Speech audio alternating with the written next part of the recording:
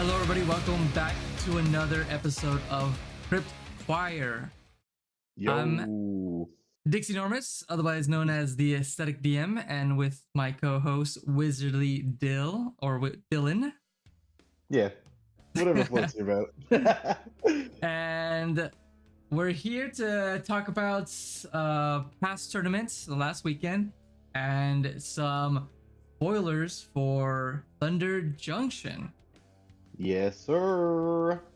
But how has the past week been for you, Dylan? Man, it has just been insane with work. We're closing 2 jobs. I'm an electrician, an industrial electrician. So any of you guys out there, who work blue collar know what closing weeks look like. And we're closing two huge projects right now. So I've had very little sleep, very little time to play Magic, but I have been hitting some arena reps just to get it in because it's quick, 30 minutes before bed, get a couple games in, which I'm grateful that medium of Magic exists. So I'm still getting the reps in, even though it's not really what I want, That's great. Yeah, a part of me wants to re-download Arena, but it's just like, I know I don't got shit on my account, and I'm like, I'm not trying to grind out non-games just to be able to play actual games. So I'm like, yeah, I'll just stick to regular C. Like, I'm not even getting much of any games in because like we're always at least missing one person to do full pods, and I could go into the cEDH Discord, but honestly some of the randos on there are kind of wild sometimes. That those are also non-games too. yeah. Some of those people that are on the cEDH Discord are there because they're lacking the either social cues or community to play, with groups of friends. Which, if you play on the cEDH Discord, this is not directed at you unless maybe that is you. I have no idea. But there's a lot of really quality players out there too. Shout out to my homeboy Clams, who I met last week on the cEDH Discord. You are cool as shit. And Cadell Tavesh is mega awesome. So you can meet very awesome people on the cEDH Discord too. Yeah, I definitely met a couple of cool people on there for sure in the past. Just, it's just such a weird, no, maybe not. It's not even a good word. It's just like a wild west of like, you could be paired up with some, decent players, and then other times you just paired up with people that you just kind of pub stomp, and you're like, all right, I'm gonna move on now. And they're like, another game. You're like,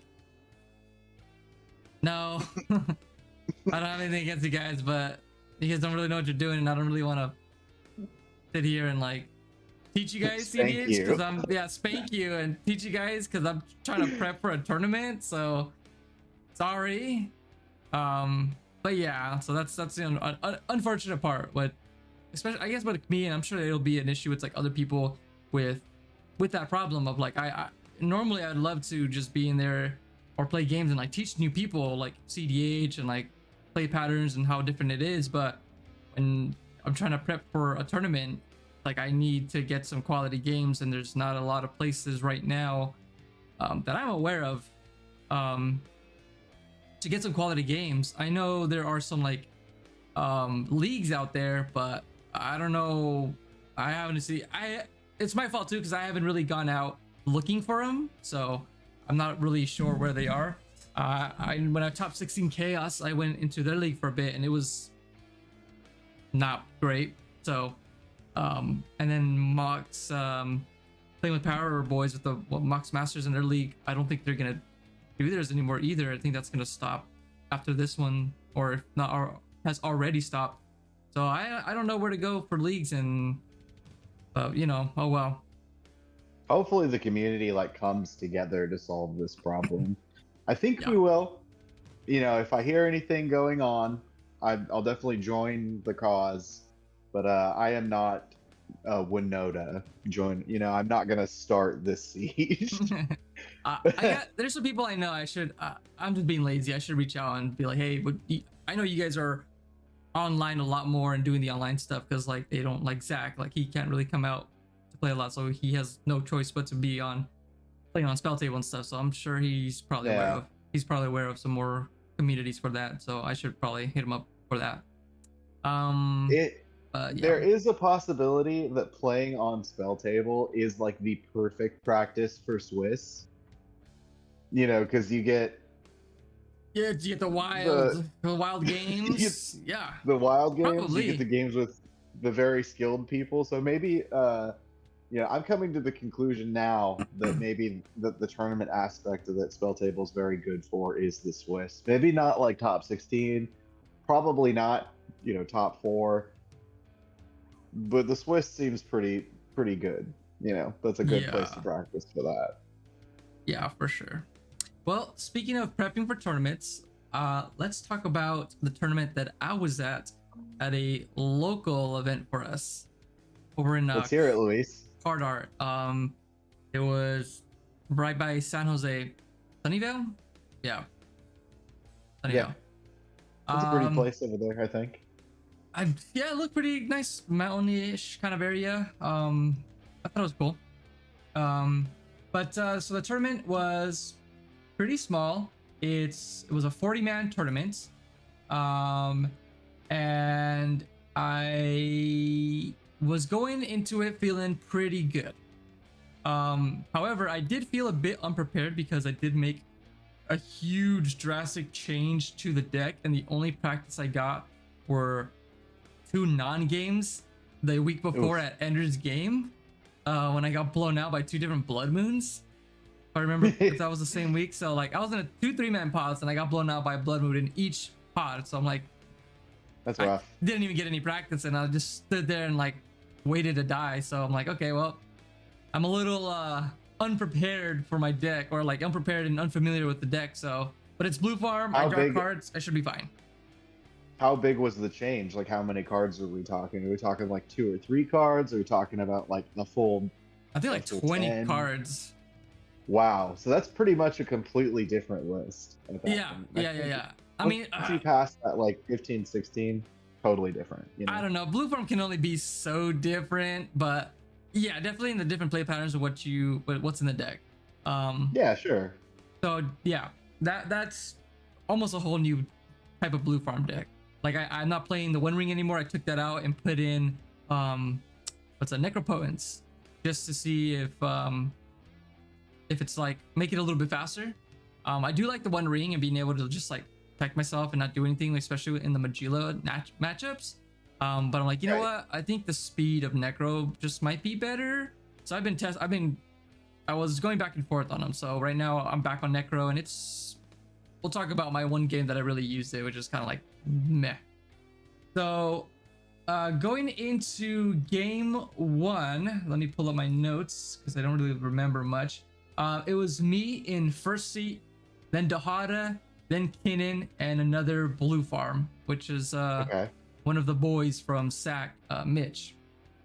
And it was pretty good because in the past like 5-6 games, I've not gone first in a while. So this felt really good to go first. And I mulliganed down to 6, and it was a pretty decent 6. It was just like land, talisman, fish, and some other stuff. So I'm like, oh, throw my fish.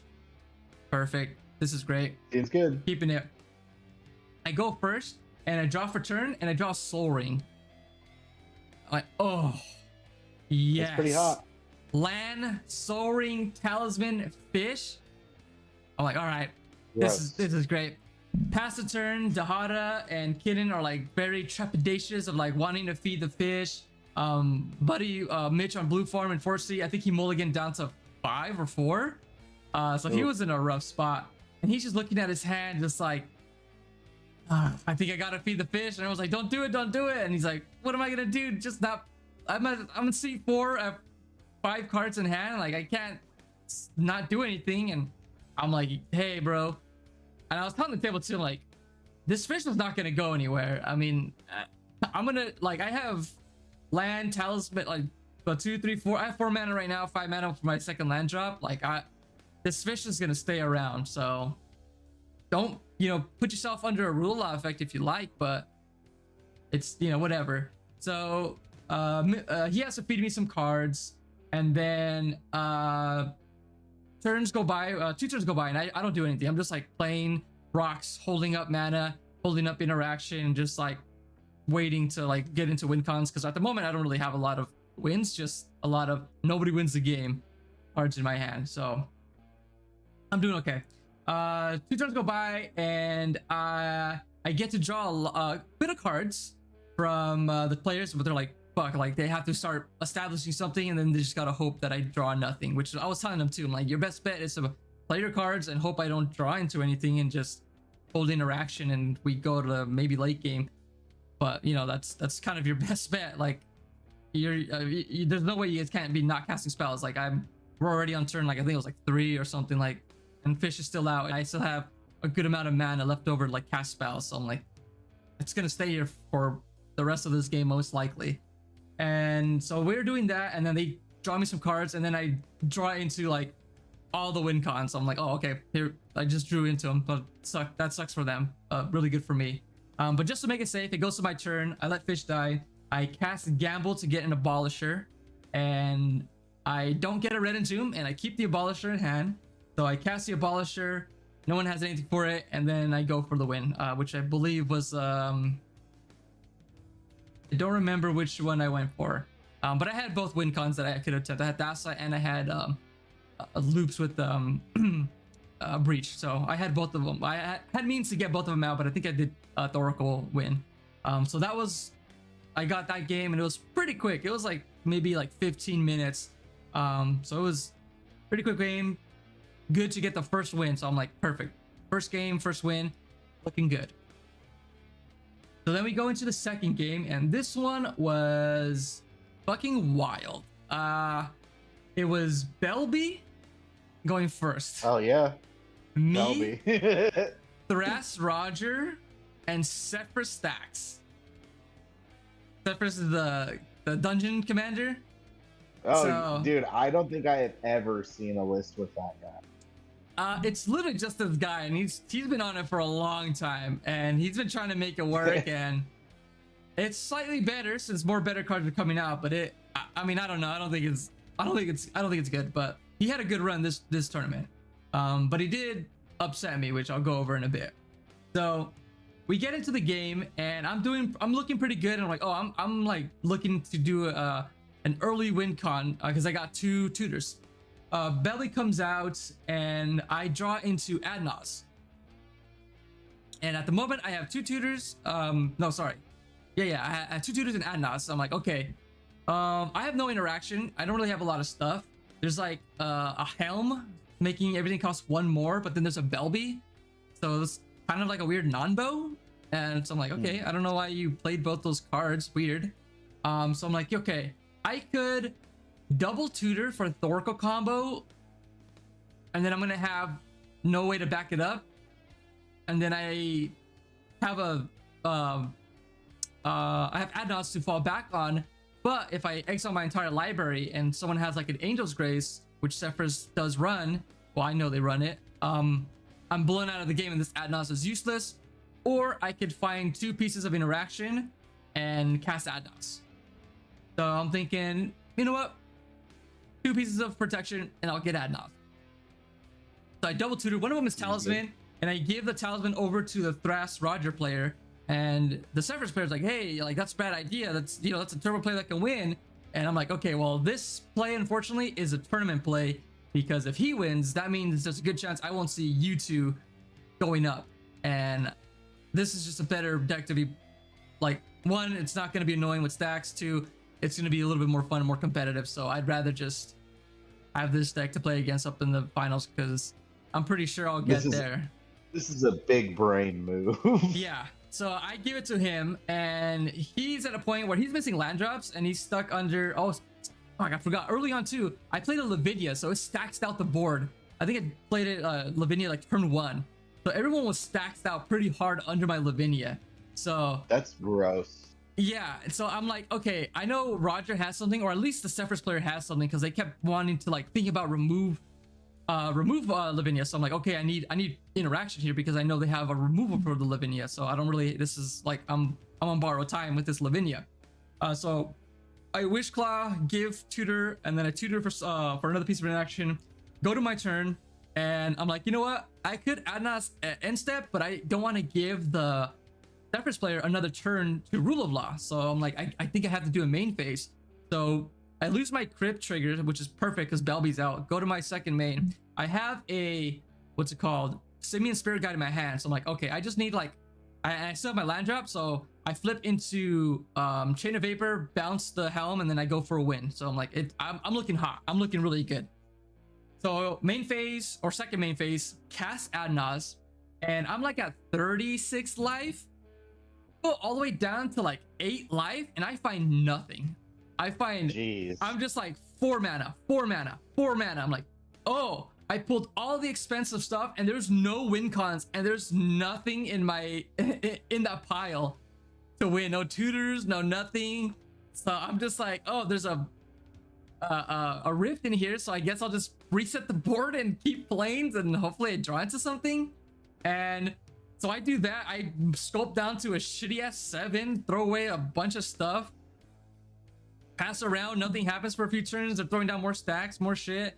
End step, I overload of rift, bounce everything back, don't do anything, and then I just slowly die to combat damage. I'm like, wow, oh, you ended man. up playing casual commander for a minute there. Yeah, and Thrash Roger was like, what the fuck, bro? I thought you tutored for Thassa combo. And I'm like, no, dude, I went for protection for Adnaz. I didn't think it was gonna be a shit Adnaz. And he was like blaming me and like hella like, oh my god, you should have just gone for the Thassa combo. And later on, he's like, I should have just told you to win, because I was thinking the same with you of like, I'd rather blue farm win, and then I know I'll make it a top. So I should have communicated it to like, hey, I'm not gonna interact with you. Just go for the fucking win. I'm like, yeah, you probably should have, and then I would have done it. And like, I don't know, it's weird. I went for a safer play and I got punished for it.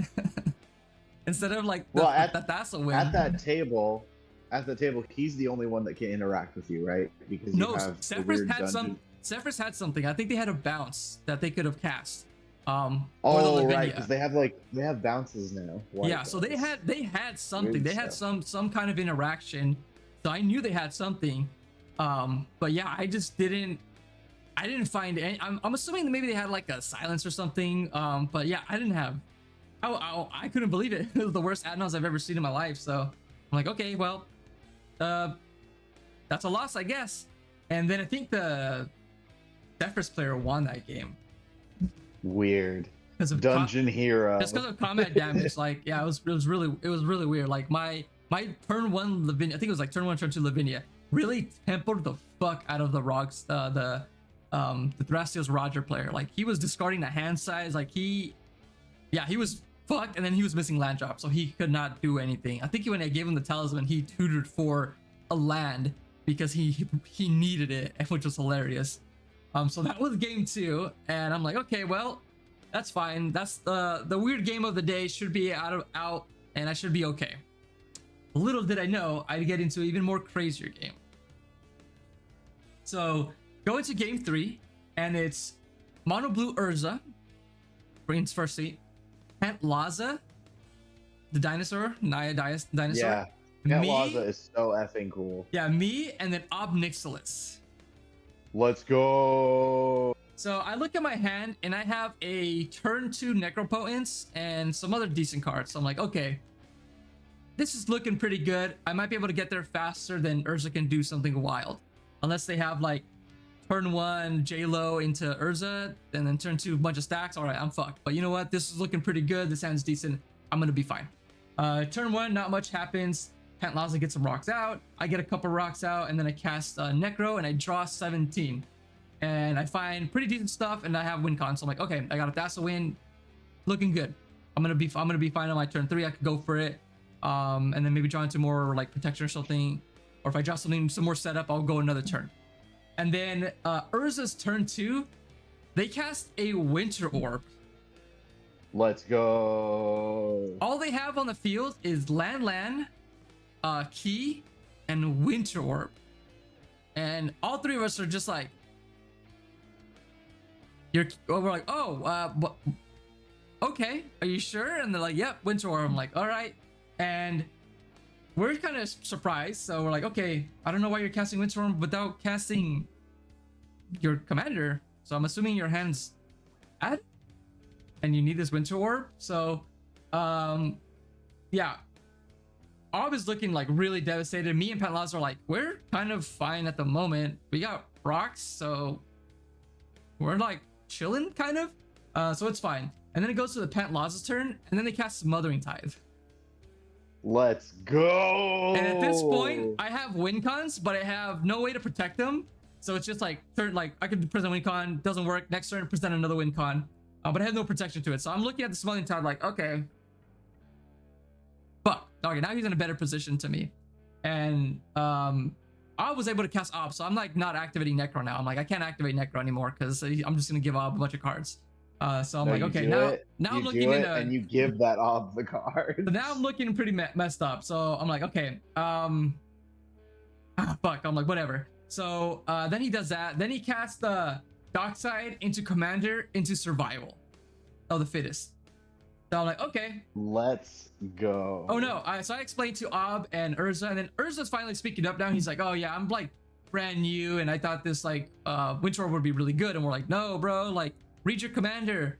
Winter Orb turns it off. It's really good when you gotta have your commander out. And he's like, oh, my bad. I didn't know I'm hella new. I'm like, it's fine. And then he's like, yeah. I'm like, oh yeah, like have you played any other formats or like you need a Magic? He's like, no, I play a lot of Legacy. I'm like, you play a lot of Legacy, but you don't know how this works and synergize with your commander? Okay. So I'm like, all right, this is not gonna be a good game. This is gonna be rough. So he does that, and then I explained to him how the deck wins, how Pantlaza wins, and we should hold interaction for them when he goes for the Emil line, because he's just gonna survival 2 for Emil and go for it, and we just hold off until they do that. So Pant was like, okay, fine. And he cast the only spell really that could fuck me up because I had a Dockside in my hand. He cast Blind Obedience. Let's effing So now I'm like, go. Okay, I can't go for a win. And this sucks. So like, okay, this is really bad. And I'm just like, you know, throwing like veiled threats of like, oh yeah, we're just gonna remove the meal. Don't worry about it. We're doing good. And he doesn't do anything. And he just passes the turn. So I'm like, whew. But he does kind of reveal that at least like his body language and the spells that he's casting and stuff. I don't think he has a creature to pitch for survival. So I think we're like, okay, but I'm still like keeping the other two on like high alert of like, hey, we're gonna die. We're gonna die. And so I do that. Let's see. Oh God, what happens? On my turn, I cast a few more rocks. And at this point, I think Ob got removed. And so I will drew 10 more cards. So I'm 27 cards deep. I'm at 10 life. And the only interaction I find is Force of Negation with no other blue card other than Pact of Negation. So Oof. I'm like, and yeah. So okay, and then Intuition, but that's one of the lines to go for the win. So I'm like, I can't. Sure, that's the classic breach. I can't really pitch that, but that's what I have. Those are my 3 blue cards in my hand, and everything else is like win cons. So I see Ob flash a bit of interaction in his hand because like a lot of players have that bad habit of like playing with their hands like this instead of like this. So I see he has interaction. So like, okay, and I definitely can't go for the win right now. And I wait for another cycle. At my end step, Ob tutors, and I was like, okay, tutor for the removal, and which he does. He puts Rollick on top, and I think he gets like one. Goes to his turn, nothing happens. Goes another round, and he's hard stuck under the Winter Orb, and Urza then tries to cast Counterbalance, and I'm like, oh my God, this is not happening right now. So I'm like, okay, I guess I have to do it. I don't have the mana. Like, I don't want to tap out to hard cast this Force of Negation. So I'm like, I guess I have to pitch my fucking Intuition. You pitched the Intuition? I have Thassa Win in my hand, so I'm like, I don't need really the Intuition, but I would love to have a second win con backup, or at least I want to lead with Intuition. If that gets countered, I can't go to the Breach combo, then I do the Thassa Win. So I'm like, fuck it, I still have the Thassa Win. I should be fine. Pitch Intuition, cast the Counterbalance, and he doesn't counter back. So I'm like, and he's like, oh yeah, that's all. That was my hand. It was just Winter Orb and counterbalance and try to like stabilize under that. I'm like, what? I'm like, okay. Stay blessed, you wild Urza players of the universe. So I'm like, okay. So it goes to Pet Laza's turn. He still doesn't do anything, and he wants to attack me, but he's looking at an Ob, and I'm saying like, if he attacks me, I'm gonna just activate Ob and like pitch everything into him, and he's gonna win for the game. So I'm like, you know, like, you attack me, I'm gonna probably give the win to Ob right here. So like, don't kill me, and I won't activate Necro, or don't attack me. And he's just like, man, thinking like, can he like 2v1 from the spot? He's like he's in a pretty good spot. He's got a dark side that he could, you know, do something with. He's got Pent Laza, he's got Blind Obedience. Like he's in a really strong spot, and I don't think he realizes how strong of a spot he's in. But I'm like convincing him, like, I'm gonna throw this game right if you kill me, because like that's what I'm gonna do. Like that's what I gotta do to stay alive. That's what I'm gonna do. And so he's like, dirtiest okay. player in the game. So he doesn't do it. And the turn before, I casted my dock side, just made it like 11 treasures and didn't do anything. Because like in case I needed to cast a pact on my turn, I untap and pay for it. So at the end step, I don't do anything. That's it. It's going to. I'm passing the turn. I'm still like, I still don't feel I have a safe window to go for it. So I just passed the turn. And Ob at my end step says he's gonna go for a greedy play, and he's not gonna kill Dockside, which stops the Emil loop. So I'm like, you need to do that. And he's like, no, I gotta push through and like get super value, or at least go for a win. And I'm like, there's no way you're getting through. There's no way you're getting a win here. Like there's too much. Like what are you talking about? So he's like, yeah, I'm gonna Rollick your commander just in case he doesn't have any, like, I don't know why, but like just to like not take damage or whatever. So he Rollicks the Pent Laza. Was it Tevesh or Crom? Oh, the Pent Obnix Laza. Okay. Yeah, Obnix says he Rollicks the Pent Laza. So I'm like, okay. Goes to his turn, and he's like, all right, this is what I was gonna do. I'm gonna cast Twin Flame targeting Dockside. And me and Pat look at each other, and we're like, you should read the card. It's only something you control. And he like reads it, and he's like, oh. And we're just like, and me, I'm like, bro, what are you doing? He's like, oh, I thought it was any target. I'm like, oh no. I'm like, oh my god. I'm like, okay, so what was your thought process? And he's like showing stuff that he could do, and I'm like, okay, so you're gonna make maybe 12 treasures. There's still a Blind Obedience, so they're gonna be tapped. And he's like, oh. I'm like, oh my god, there's no way I'm at this table with these two people. Round 3, and I'm 1-1, and I'm like, this is wild. So I'm like, okay, cool. And goes to the Urza's player. He draws a card, and he's like, oh man, he wants to like, he's thinking about doing something, and he definitely read the card wrong. And he shows it to the odd player, because the odd player like convinces him like, hey, no, they're blue. That's blue farm. He's got his thing. Pent Laza is like really good. Like don't show your interaction. Let me see. So it's just, so Urza's just showing Obnix list the interaction. He's like, okay, yeah, hold that interaction. Don't do anything. Goes to Pent Laza's turn. He's in the same spot where like he kind of wants to go for it, but he's like, okay, he now knows Urza has interaction. I'm like, I'll have interaction. If I don't, I'm just gonna up my life into this Necro for this Ob. But he doesn't have Ob anymore now. But I'm like, you know, like, hey man, I'm just gonna like don't do it. Like I got interaction. And so I'm like, okay, he doesn't go it. I think he still doesn't find a creature to pitch. So he's like thinking of like what to do, and he doesn't do anything. So I'm like, okay, he still doesn't have a creature, so that's really good. So it goes to my turn, and I'm like, okay. If you're playing in Naya and can't find a creature to pitch to survival, you're doing something wrong.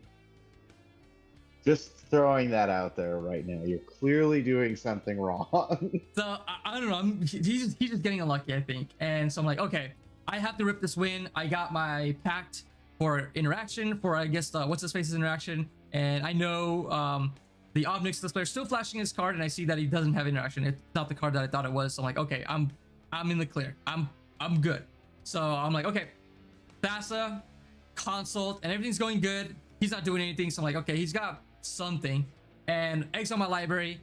Thassa trick on the stack, and Urza player shows Trick Bind. So I'm like, oh, You know, I completely forgot about Trickbind because I haven't played against an Urza in fucking years because nobody plays this deck anymore. So I'm like, you know, I don't know why I forgot about Trickbind. I had like Stifle in my mind, so I'm like, oh yeah, I'm fine. He's Stifle, I'll counter it. And I'm looking at my pack like, okay, yeah, library is completely gone. Pass the turn.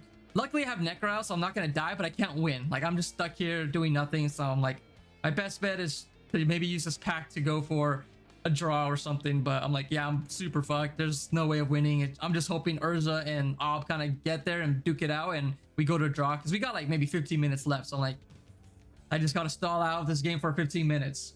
So goes to Ob's turn. He doesn't do anything. Urza doesn't do anything. Goes to the Pentlaza's turn and he finally fucking finds a pitch target, but it's a Grand Abolisher, so he has to pitch Grand Abolisher. And he gets a meal, and then he casts a meal. And I'm like, anyone got anything? And he's like, no. And I'm like, okay. I show a Pact of Negation, and I look at the table and I tell him, I'll pack this if we draw. Otherwise, he's gonna win.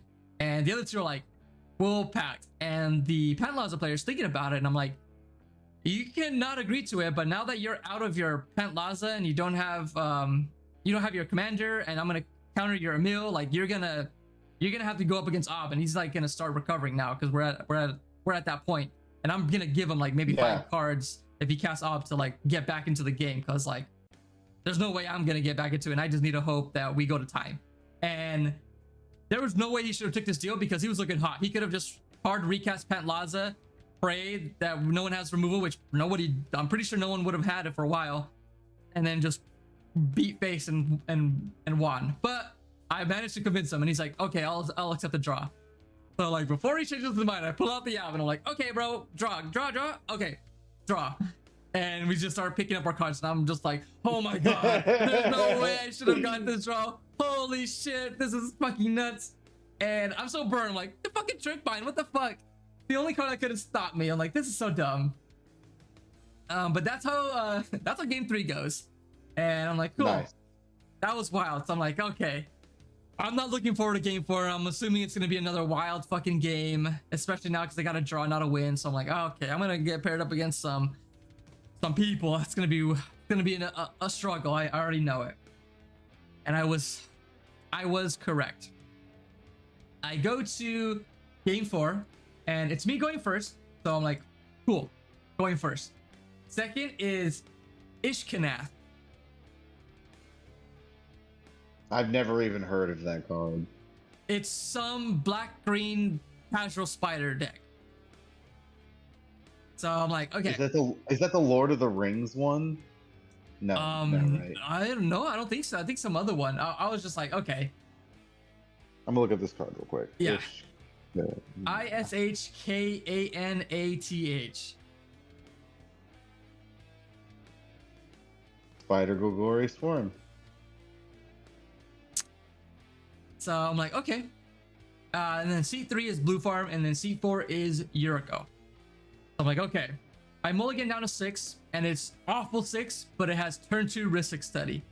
So I'm like, you know what? I have to keep this. I don't want to go down to 5. Turn 2 Rhystic Study, good enough for me.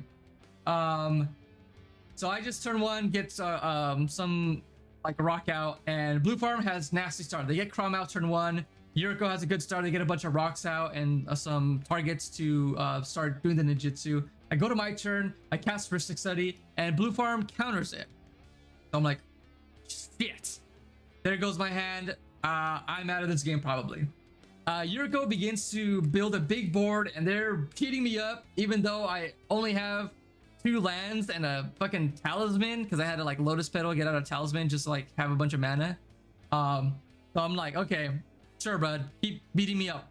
There's definitely not a Blue Farm player that countered my Rhystic Study for a reason, because he's trying to cast a bunch of fucking spells. So that tells me he's got like a breach line or something, but sure. And Yuriko is like, all he's revealing off of his triggers like land, 1 CMC, land. So we're like getting super lucky, but he's still drawing a bunch of cards.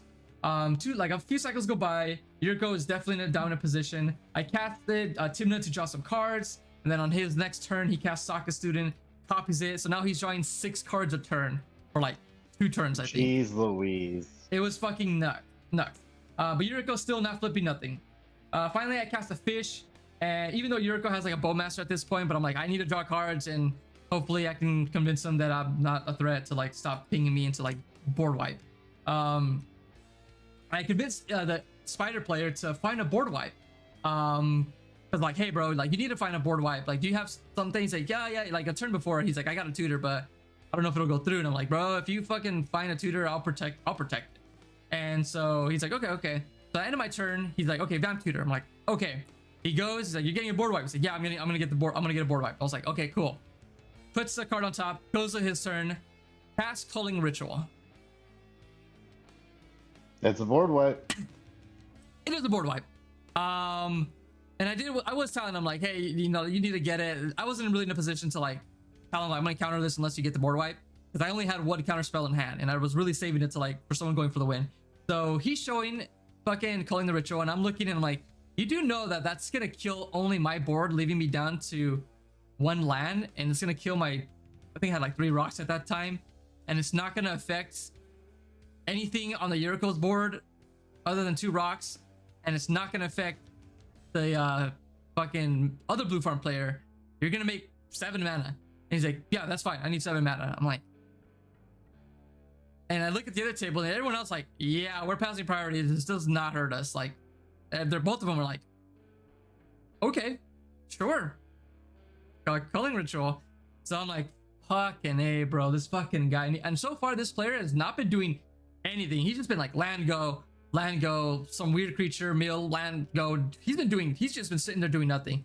So I'm like, okay, I have to counter this because I can't be out of the game. So I go show the counter spell, and everyone else is like, yeah, we don't care either. We're not about this not going through or not, so we're not gonna waste our interaction on this. So it gets countered, and he's like, okay, pass the turn.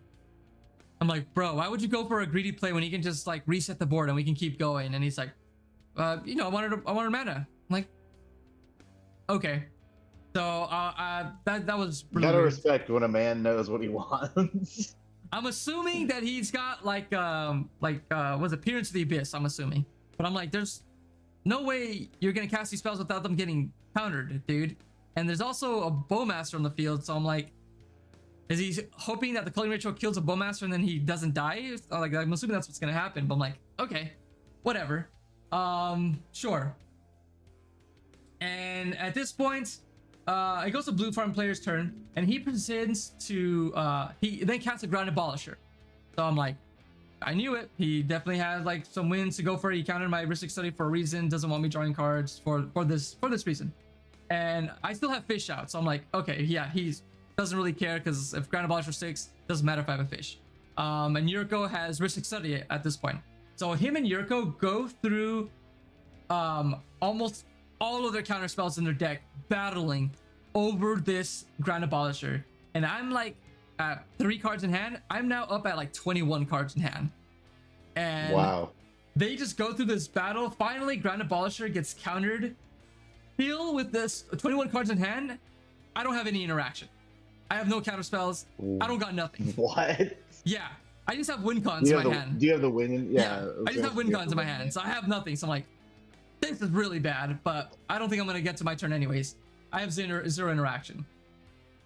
And blue farm still, you know, it gets countered, and finally he's looking at his hand, and I know he's got gas because he's still like wanting to go for it, and he's like thinking about how much more cards he's going to feed, and I'm convinced. I'm like, bro, and I have nothing. I'm like, dude, I have yet to show you any of my interaction. Don't go for it. Because there's still, I got 21 cards in hand now, and I haven't showed my interaction yet. And we still got Yuriko that definitely has more interaction, because that's the deck. They have interaction. So he still has interaction. And he's got like 4 mana up. So just stop here and try to go to another cycle, because like you're just going to keep feeding me cards also. And I convinced him, and he's like, okay. He sculpts a hand, discards like a few cards to hand size, because he also had a Heuristic Study he's drawing back and forth too. So he sculpts a pretty, I'm assuming a pretty decent 7. And he stops, goes to, and passes to Yuriko's turn. On Yuriko's turn, I try hard to convince him, hey bro, you gotta kill the blue farm player, because you know he's got another win attempt on his turn. We need to get rid of him. And he's like, going back and forth, like wanting to do it at the point where he's like, I don't know, I don't want to stay, I don't want to be left alive with you or with you two. And that tells me, okay, you probably don't have a lot of interaction left in your hand, or it's super very specific, like maybe like MBT, Flusterstorm, stuff like that. So I'm like, okay, that tells me you don't have good interaction left in your hand, because I've also seen you blow all your good interaction. Both your forces, a pact was used, Fierce and Swan Song. So I'm like, okay, all your really preem interaction has already been used. So I'm like, okay. So I'm still trying to convince him, and he's like, I can't do it. I'm like, okay, fine. And he then swings at me with the 2020, and I'm at 27 life. So I go down to 7, and he swings at Blue Farm for the rest, which is a good amount, and puts him at 7. So we're both at 7 life. So I'm like, okay, well, he's pretty low. Maybe if I don't got anything, I can like Crom, kill him, and then go for the win or something. I go to my turn, and I top deck Grand Abolisher. And I'm like, ooh, there it is. But I do know that Yuriko has Odawara in their hand. So I'm like, okay, I'm gonna have to get them to use Odawara, because then they'll be down to one. I think they had a legendary creature, which was the copy of my Timna, I believe. So I'm like, okay, I need to find a way to get him to use Odawara to get him down to 1 mana, and then that's it. And then I only have to worry about 1 piece of interaction, because I'm pretty sure he's used all his free interaction, other than like misdirection, I think, or something. So I'm like, I should be fine. And so I cast Abolisher, and then I cast Dockside, and then I cast well, I do the math first. I'm like, can I cast I don't have a lot of mana, so like I can't really cast Crom to kill or try to kill the Blue Farm player. So I'm like, okay, I don't got enough damage or the mana to do it, so like I gotta leave him alive, which hella sucks. So I cast Dockside, make some mana, I then cast Breach. He then bounces Abolisher, and I was like, perfect. And I'm waiting to see if he's got anything for the Breach, and he doesn't. So I'm like, sick. So he bounces Abolisher. I then make a copy of Dockside. I recast Abolisher. I cast a bunch more cards just to build up Storm and like loop Dockside, like netting 0. And then finally I cast Brain Freeze, milling myself for 36, and I have no mana at this point. So I'm like, I thought my mana out, but I'm milling 36. So I mill 36 cards, and all those cards that I'm flipping, there's no LED, there's no pedal, there's no free rocks, there's so far nothing. So I'm like, oh no, there's no way this is about to happen. So I go down to my last 6 cards, flip Mox Opal. I'm like, okay, 1 mana, but that doesn't get me there. The last 3 cards, flip Lotus Petal, and I'm like, yes. And so just with that, I have enough to slowly go through it. Yuriko shows all he had left in his hand was Pongify and a Fluster, and I'm like, sick. And Blue Farm shows like, yeah, I didn't have any way to. I used all my interactions. All I had was more win attempts, and I'm like, fuck yeah. I almost lost this game because 3 players were not experienced, and then I won the game because these 3 players were not experienced. Fuck yeah. Oh, cool and that story, was, man. oh god, that was such a close game. I couldn't believe it. It was, oh my god. So there's definitely a little bit more details, a lot of more shit that happened in that game, but that's honestly I remembered and wrote down at the time. That was just so fucking flustered. So then we go to the finals. We go straight to fuck, what was it? Yeah, we go to finals, I believe. And it's Dargo Thrasios. Okay, oh sorry. So in this game, we have the Sephiroth player who's making it to the top 4, but they leave the tournament because they had prior plans for who knows what else. So I'm like, oh, okay, they get dropped from the tournament. And the TO, which was Zane, surprisingly, doesn't drop him from the tournament. And he's like, yeah, you guys can play a 3-man or you guys can split it. And I'm like, the guy left. Why aren't we just dropping him from the tournament and then doing the pod what it would be like based on like the ranking or whatever. Right, yeah, and you have the manual pairings too, so you can fix like why are we doing this? And he's like, oh, you can ask the other 2 players if they want to, if they want to do that or not, whatever. And I'm like, that's weird. Sure. I asked the other 3 players, like, you guys want to just split it? Because I don't want to play a 3-man game, or do you guys want to pull up like somebody, like redo the pairings? And they're like, no, we'll play a 3-man. I'm like, what? You guys want to play a 3-man? Like, okay. So we played a 3-man, which was fucking wild. So going first, Two thumbs down. Yeah, I'm like, oh my, So we split the money, but we were playing for the points. So I'm like, sure, whatever. First seat is Dargo Thrasios. Second seat is Roger Thrasios, who I was in my second game. And then third is me. And then fourth would have been the Sephra Stacks player. So I'm like, okay, whatever. And so we go to it. Dargo mulligans to 5. Roger keeps his second 7, and I mulligan down to 5, and it's not good. All I have is 2 lands, a dockside, and a fish. And this is primarily heavy creature decks. So I'm like, my best bet is they have a bunch of fast mana in their hand, and they have to cast it at some point. But that's probably not what's gonna happen. So this fish is probably gonna do nothing. So both players start out, they play dorks, and I'm like, yep, I knew it. So, and then I cast fish, and they both agree, make a deal to not feed the fish. So 2 turns go by. Last turn, that fish, before fish dies, the Roger player breaks a deal and feeds me 1 card to cast, I think Eldritch Evolution it was. And then they're like, the other is like, they're like, what the heck? I thought we made a deal. He's like, it's 1 card, it's fine, I gotta go for it. I'm like, see, bro, this is why you don't make the deals, because someone always breaks it. And then they put you in a position where you can't cast spells. And then he's like, okay, well, I gotta counter it. So he counters it. So I get 2 cards. So I'm like, yes, 2 cards. And so they do nothing. On my turn, my fish dies. And I'm looking at my dock side, and there's still no fucking rocks on the battlefield. So I'm just like, fuck, man. I'm looking at this dock side, and it's gonna be for 0. And I then just cast Tip 9, I pass. Dargo casts Greater Good, passes. The Roger player casts Gilded Drake and steals my Timna. I'm like, fuck. And I'm like, okay, both of these players are like trying really hard to like just keep me out of the game and make sure I'm not a non-player. And I'm like, okay, whatever. On my turn, I draw Fire Covenant, and I'm like, I guess I can blow up the board at some point, whatever.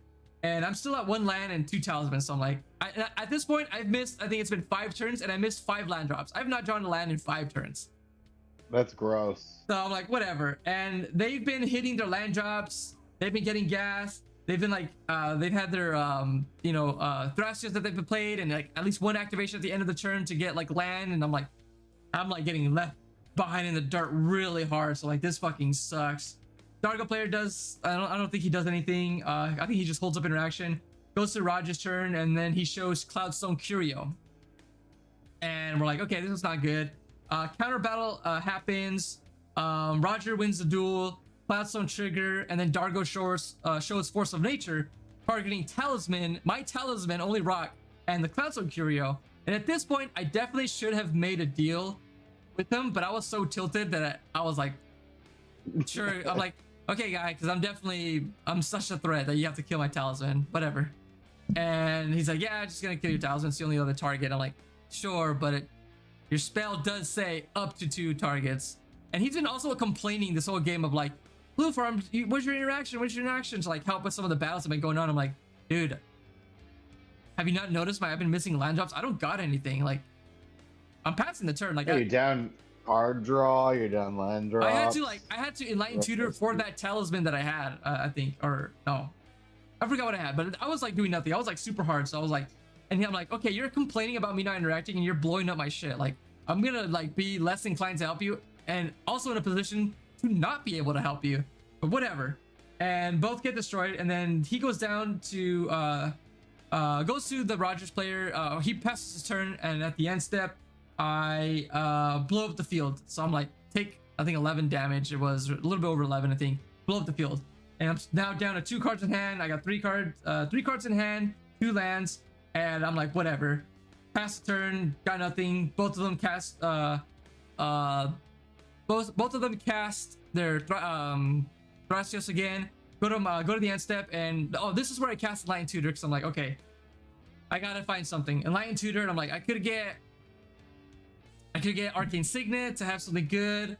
Definitely don't want to cast Mana Crypt because I've really got nothing. I'm just gonna be probably taking a bunch of free damage. So like, I can't cast that. So I'm like, you know what? I have to cast fucking J-Lo. I have to go find J-Lo. Then I got to start beating FaZe because that's probably the only way I'm going to get there. And at some point, they're going to have to cast 2 spells.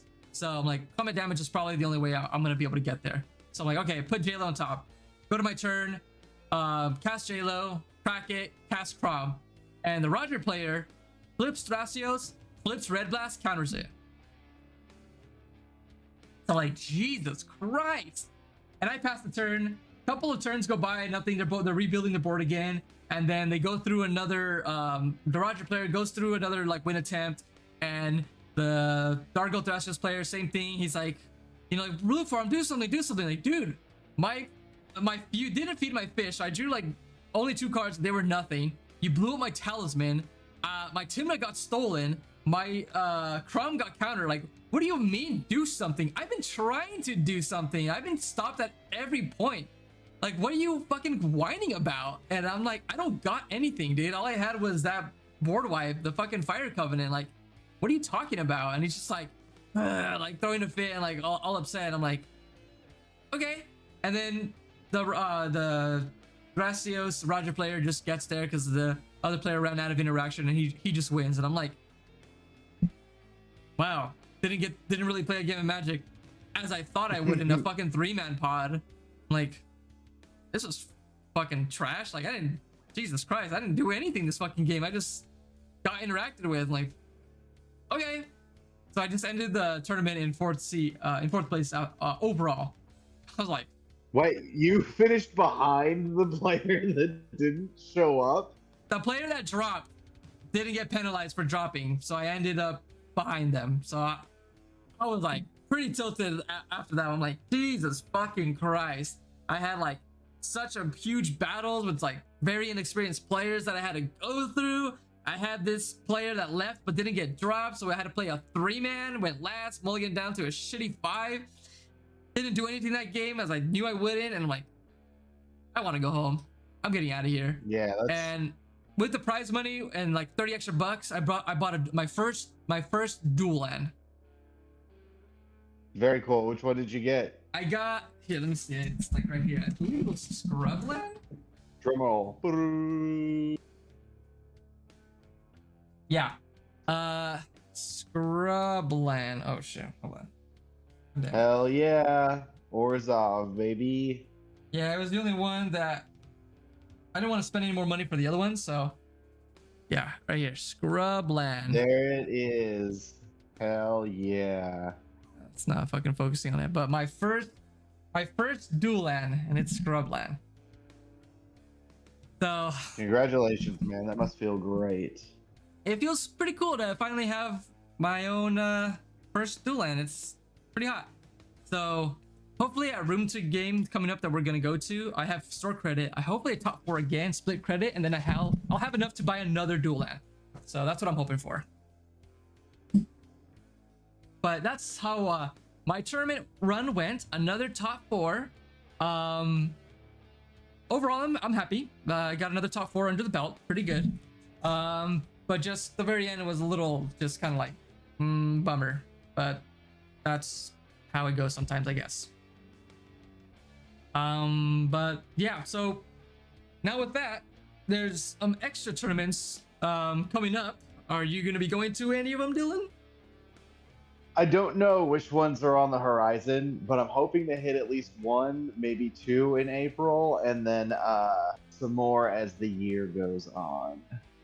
Just at least 2 weeks of work have been insane. Yeah, I bet. Well, this Saturday is Lotus Series 4. I believe it's Lotus Series 4, but the Lotus Series. Normally, I don't want to do the Chaos tournaments, but the prize pool is bad.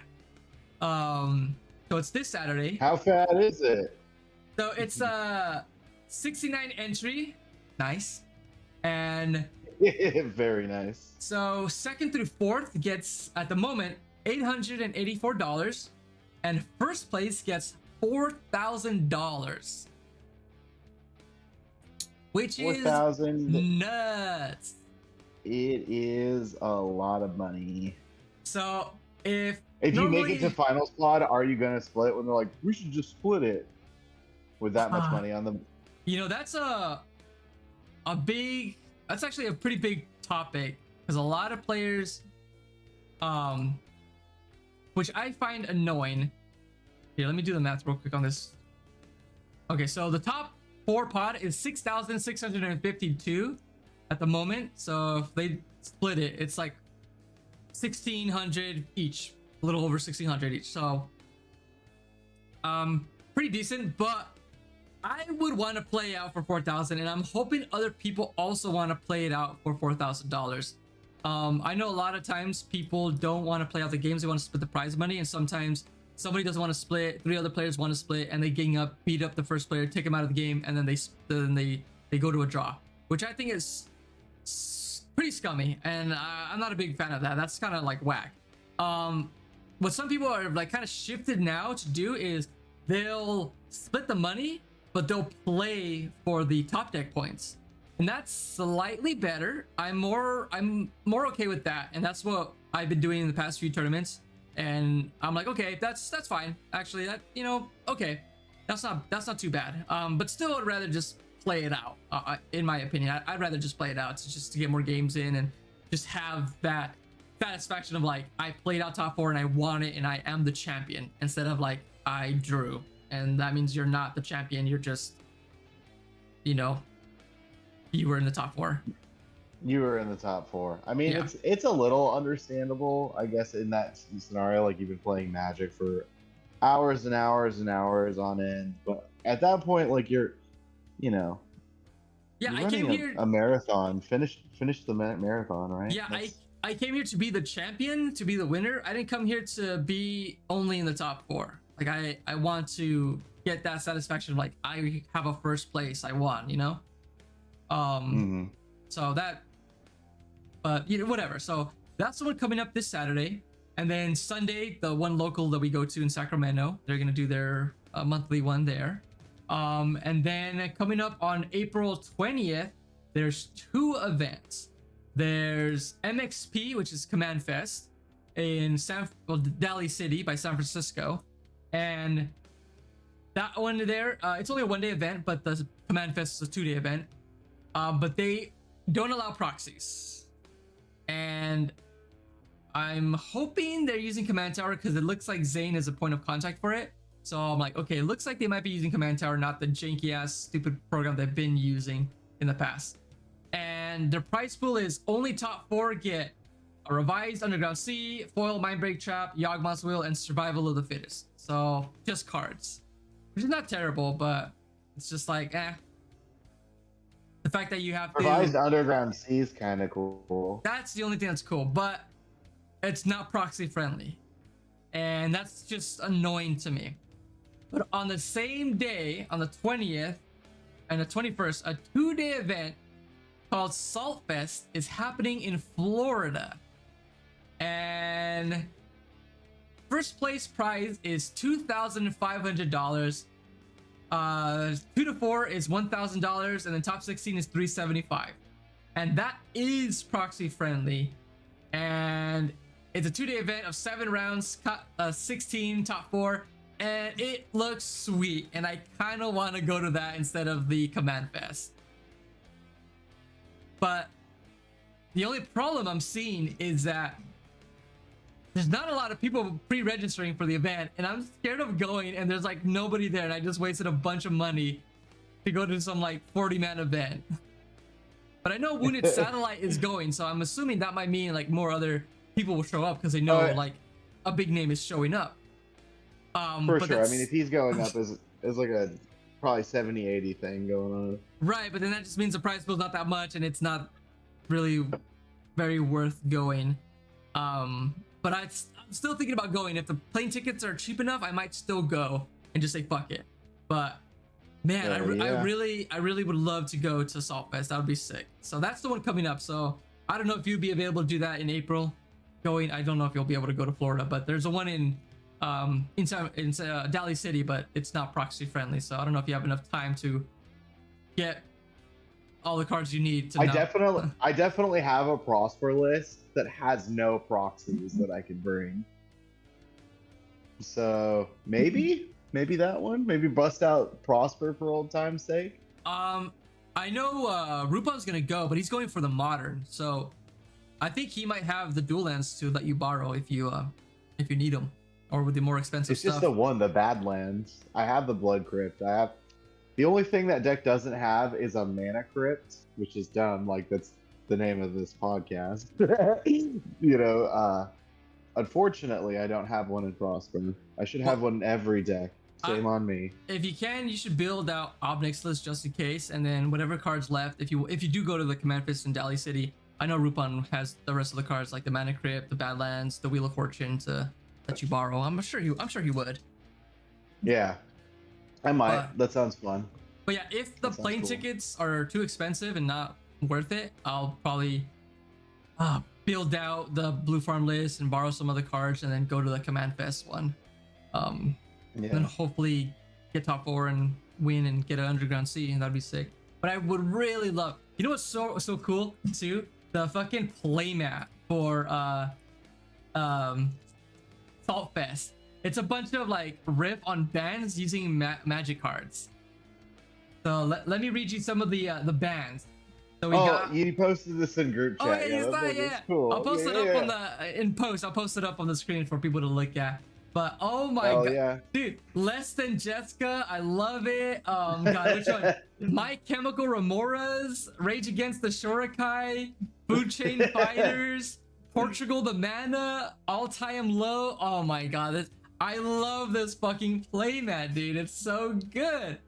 If I don't go, I still might just order it, but I would love to go to order this and get it signed by a bunch of people that will show up over there. But that's like, oh my god, it's so sick. I definitely want to get that playmat. Oh my god.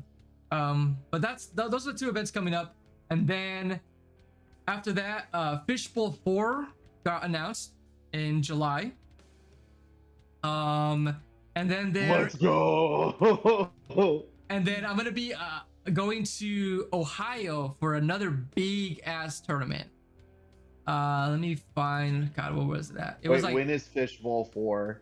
My girlfriend's birthday is in July, so maybe I shouldn't say like July 20th and 21st. It's a 2-day event now. Oh Jesus, her birthday's on the 23rd. Oh, it sounds like you got just enough time, brother. I'll take her to do something the weekend after. But next up is after that, where's it at? Am I blind? Hold that thought just 1 minute. I'm super sorry. I really have to use the restroom. Okay, go for it. And we are back. All right. So in June, there is the Cowtown Throwdown in Ohio, another 2-day event. And the first place prize is $3,600. So another big payout. So I've already booked my ticket for that, and now I just gotta find the plane to get there. But man, our plane tickets expensive to get to fucking Columbus, Ohio for whatever fucking reason. Jesus Christ. Like out of Yosemite here, it's $500, $500+. Wow. LAX is like $100 cheaper, and Sacramento and SFO are like, yeah, same price. So I'm like, what's going on? Why are these prices so high? I don't know. I don't fly planes. I don't fly a lot, so I have no idea. Maybe I'm like googling prices on wrong days or something, and the algorithm like cut me, now I'm fucked, or something. Like, I don't know. But if you have flight advice, please post a comment down below. I don't know when this episode will come out. It might be too late, but if you do for future flights, please let me know. Give me some hot flight tips. So that's a 12K event that I'm for sure gonna go to, and it's gonna be fantastic. So those are all the tournaments coming up. Kind of worth mentioning. Dylan, you gotta go to some. We gotta go to one of these. Dude, Fishbowl, I'm gonna try to. I'm gonna, dude. Fishbowl's so close to my girlfriend's birthday. We'll see. Bro, it's like 2 days before. You're good. Easy. Maybe I'll. She doesn't listen to any of this magic stuff. Maybe I'll pay for her and like her daughter and her friend to go do something this weekend, and I'll take her to go do something the weekend Boom. after. There you go. Easy. We'll go back out I'll there. get around it. Now that we go back out to Fishbowl, we'll definitely go get those tacos this time. Get that ice cream. Yeah. We were so full after that ramen. I had that coffee afterwards too. I was surprised that I even finished that. The minute I started walking, I was like, "Oh, no taco for me." Yeah, it was pretty big portions, so it was pretty good. I'm glad for that. It wasn't. Yeah. The ramen was pretty mid, but everything else was hella good. The taiyaki was super good, and the squid or whatever, I already forgot what we had. That was all good, but the ramen was like super mid for whatever reason. I was shook. Pot stickers were fantastic. Oh my god. The pot stickers were good. I liked the karage, the chicken that we got. I thought that was pretty good too. Hell yeah, that chicken was so good. I like when I brought it home, the leftovers heated up. It was still so tender and like hella good. It like retained its like greatness. It was great. Well, that's awesome. Yeah, that's enough tournament talk. Let's move on over to some spoilers for Thunder Junction. Thunder Junction, baby, the cowboy set. We're in the Wild West. We're doing it. There's cowboys. There's mounts. We're gonna yee. We're gonna ha. We're gonna find some tumbleweeds. We're gonna stick them up. We're gonna gonna stick them up. It's gonna be a hoedown. And all that. all that great stuff. Yeah, insert Western pun here, for sure. I am super pleased. We're in day 2 of spoilers so far, and I'm completely content at this point. If all of the spoilers are this hot, this is. I mean, we've only had one other major set come out this year, but by far this set is way better than Murders of Karlov Manor. I'm sorry if you really liked that set, but this set is undeniably better. And this is just day 2 of spoilers. That's pretty high praise, because so far my opinion of it with these 2-day spoilers have been mid. It's been like, yeah, it's some cool cards, I guess. Whatever. In comparison to Karlov Manor, this is Modern Horizons 2. That's how night and day it was. I could agree with that, sure. And we still have Modern Horizons 3 coming out like 2 months or something? Like, Jesus Christ. Yeah, I mean, they're doing so many sets. I'm sure we'll have plenty of these videos and plenty of these like podcasts for you guys to listen to. And maybe even in retrospect, you guys will be like, you were such idiots. That'd be cool. That set was terrible, or that set was amazing compared to the rest of the stuff. Who knows, right? Hot take, I think Modern Horizons 3 is going to be awful. Ooh, hopefully. Yeah, I'm calling it right now.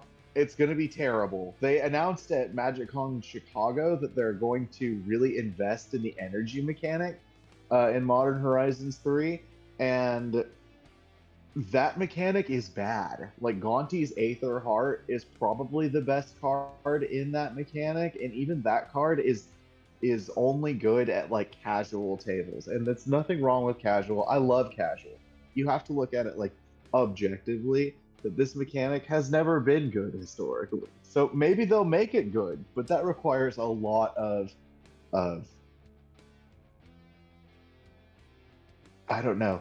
That requires just a lot to make a whole mechanic good when it's a parasitic mechanic. So yeah, it's just there's nothing outside of it that's going to synergize with it, and they'd have to make a bunch of shit for it. So there's just nothing outside of the set that it came from that really synergizes or does anything with. It's funny that you say energy's not good, because there was, I believe, a standard deck at the time that was OP, and they had to ban some cards for it because it was super good.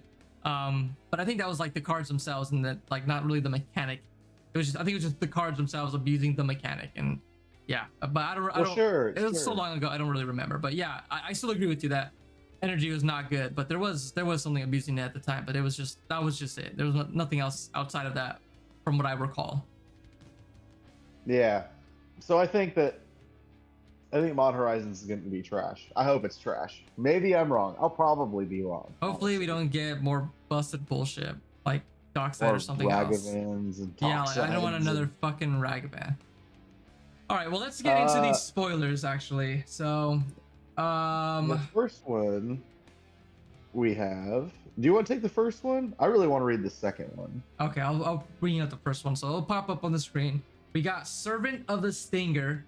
1 colorless, 1 black, creature, human, warlock, 1/3, death touch. When Servant of the Stinger deals combat damage to a player, if you've committed a crime this turn, you may sacrifice it. If you do, search your library for a card, put it into your hand, then shuffle. So it is a 2-mana tutor. It is a whole turn cycle, and you do have to. It's required that you commit a crime. But I think there's enough stuff in cEDH to proactively commit a crime. So that's something we didn't talk about but I like this committing crime stuff because then it forces people to be more proactive in cEDH instead of reactive. I think that can change the game a little bit and like different types of plays and politics when you're being more proactive of like, okay, I'm gonna like main phase, Pain of Vapor something so I can commit a crime and then, you know, have benefit from these effects. So I kind of like it of committing a crime. I think I don't know if any of these cards will be good enough to shift anything, but I do like the idea that they're making people be more proactive with stuff in their interaction instead of being reactive. So I think that's pretty cool. But what do you think of this card? I think it's pretty good. I think it'll for sure be really good in like maybe odd because you can easily trigger it and like low black color decks. Yeah, honestly, all of these, not all of them, but this committing a crime thing is going to be very good in Ob Nixilis because you're targeting so many things with your pings. You know, you're using Bowmaster's triggers, you're using Disciple of the Vault triggers.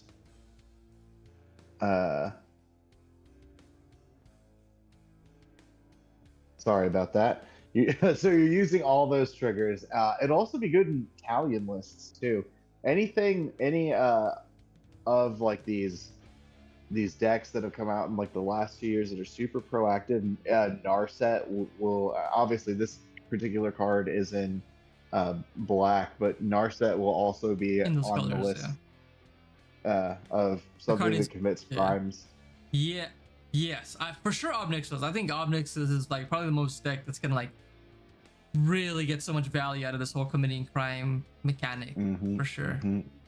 Gonna get a huge booster shot. How do you feel about the Servant of the Stinger? Do you think it's gonna see play? I think it will see play, and for sure like Pyrrhic, maybe Ob if there's room for it. If nothing else better comes up. But yeah, I think in like low black decks we might see it. Yeah, in low black decks we might see it. I think we should move on to the next card. And this will kind of open up this discussion a little bit because it also falls under this blanket of committing crime and in black. Go for it. Yeah. Read it off. So we have Karavek the Punisher. It is a colorless and 2 black for a legendary human warlock creature that is a 3 power and 3 toughness and reads, whenever you commit a crime, exile up to 1 target black card from your graveyard and copy it. You may cast the copy. If you do, you lose 2 life. And then it goes on to read the text for what committing a crime is. Yeah.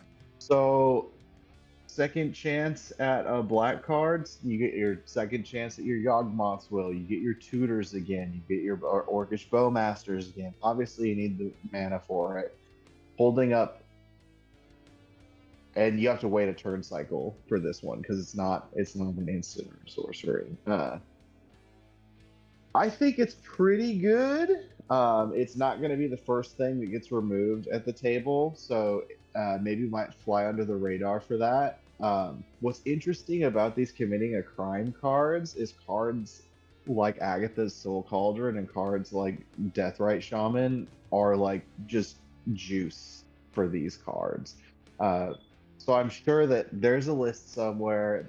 Golgari's getting a lot of stuff in this set, but I'm sure there's other lists out there that are just going to take advantage of the fact that like exiling from graveyards is something they do, or something they would like to do, or something they could do to open up more advantage. And I'm really excited to see where that goes in the next coming months. Another thing too is that I'm just now noticing is this ignores timing restriction. Yeah. Whenever you commit a crime, exile Oh to shoot! one. It does ignore timing restriction, so you don't have to wait because it's a creature. It's a creature afterwards, which is even cooler. So you just play Caravac, you have mana up, I don't know, like Chain of Vapor or something, and then like, okay, Caravac trigger, target my tutor instant speed, sick. Like that, man, that's better. That's definitely got to go in That is a lot better. That's got to go in op. Yeah, that's definitely a hot contender. Oh wow. Yeah, that's pretty very cool. That's really Jesus. That's hot. That's hot. Yeah. And it goes around graveyard hate because you're making a copy. You're not casting it from the grave. So that's pretty sick. Also, and it's a pretty decent body too, so it doesn't die easy to Bowmaster. So you can deal damage and you can't block with it. It's I'm getting more sold on this card that it's pretty nuts. Oh my goodness. Can you imagine like someone, okay, you have Caravac on board, right? You're in Dimir, someone counters your meme betrayal. You're like, that's cool. Next turn, I'm just gonna cast it again. Or better yet, just like bounce something like Chain of Vapor or something else, and then like, okay, Caravac trigger, I'm gonna exile meme betrayal. I'm gonna cast meme betrayal. Yeah. Like now people are gonna be like, okay, I want to use Force of Negation, or I want to make sure this gets exiled, because like you got Caravac out, and it's like, yeah, I'm just gonna instant speed meme betrayal. Like, holy shit, the plays that are opened up with Caravac is actually pretty hot. Oh man, damn, this is pretty good. I like this. I like it a lot. I think for sure this is gonna see play. It might be definitely better in some decks than others. Like, I maybe see a few people play it in blue farm, but probably not be that good because there's not a lot of ways to commit crimes. But for sure, Obnixless definitely wants to be running this card. I think Talion wants to be running this card. Man, I think any like 3-color or less black deck definitely wants to be running this card if you can commit multiple crimes. For sure, you want to be running this card. This card is hot. This card is way hot. I like how it got hotter the more we talked about it, the more we looked into it. I think once we found out really where it ignores timing restrictions, really where it like blossomed, and that'd be really cool. But that's Caravac. I definitely will see play. I think this will see play for sure. I know this is another card you wanted to talk about. Why don't you talk about the next card? High Noon? I have High. Yes, boy. Okay, I was just making sure. I was making sure my list was right. I'm just excited about this whole set, honestly. I love the flavor, but I'm very excited about this one. So High Noon is a colorless and a white mana for an enchantment spell that reads, each player can't cast more than one spell each turn. You can also pay 4 in a red and sacrifice High Noon, and it deals 5 damage to any target. So you have a Rule of Law, which I think it's been a hot minute since we've seen one, and for 2 CMC, making it, I think, the cheapest Rule of Law. Yes, because there's the 1 mana Deafening Silence, but it's only for like only 1 non-creature. This is for hard Rule of Law at 2 mana. The previous one we had was from the previous Phyrexia set, but that was like only 1 non-Phyrexia spell per turn. But yeah, so it's been been a hot minute since we had a hard Rule of Law. Enchantments by far, at least in my experience, are the hardest things to remove in the game too. So you drop this, and maybe that's like at fault because no one's playing green in this meta, and enchantment removal is a green thing. shout out to you Thrasios players out there. um, yeah, I love this card. I think that seeing Rule of Law come out is super cool. There's been a lot of talk in the C community about how maybe Stacks isn't that great anymore, and seeing something like this that is a Rule of Law that, hold on, you can turn off whenever you're ready. So cast Rule of Law, keep it there for 3 or 4 turns, keep it there as long as you want, keep it there till the last 5 minutes of the game, and it passes to your turn.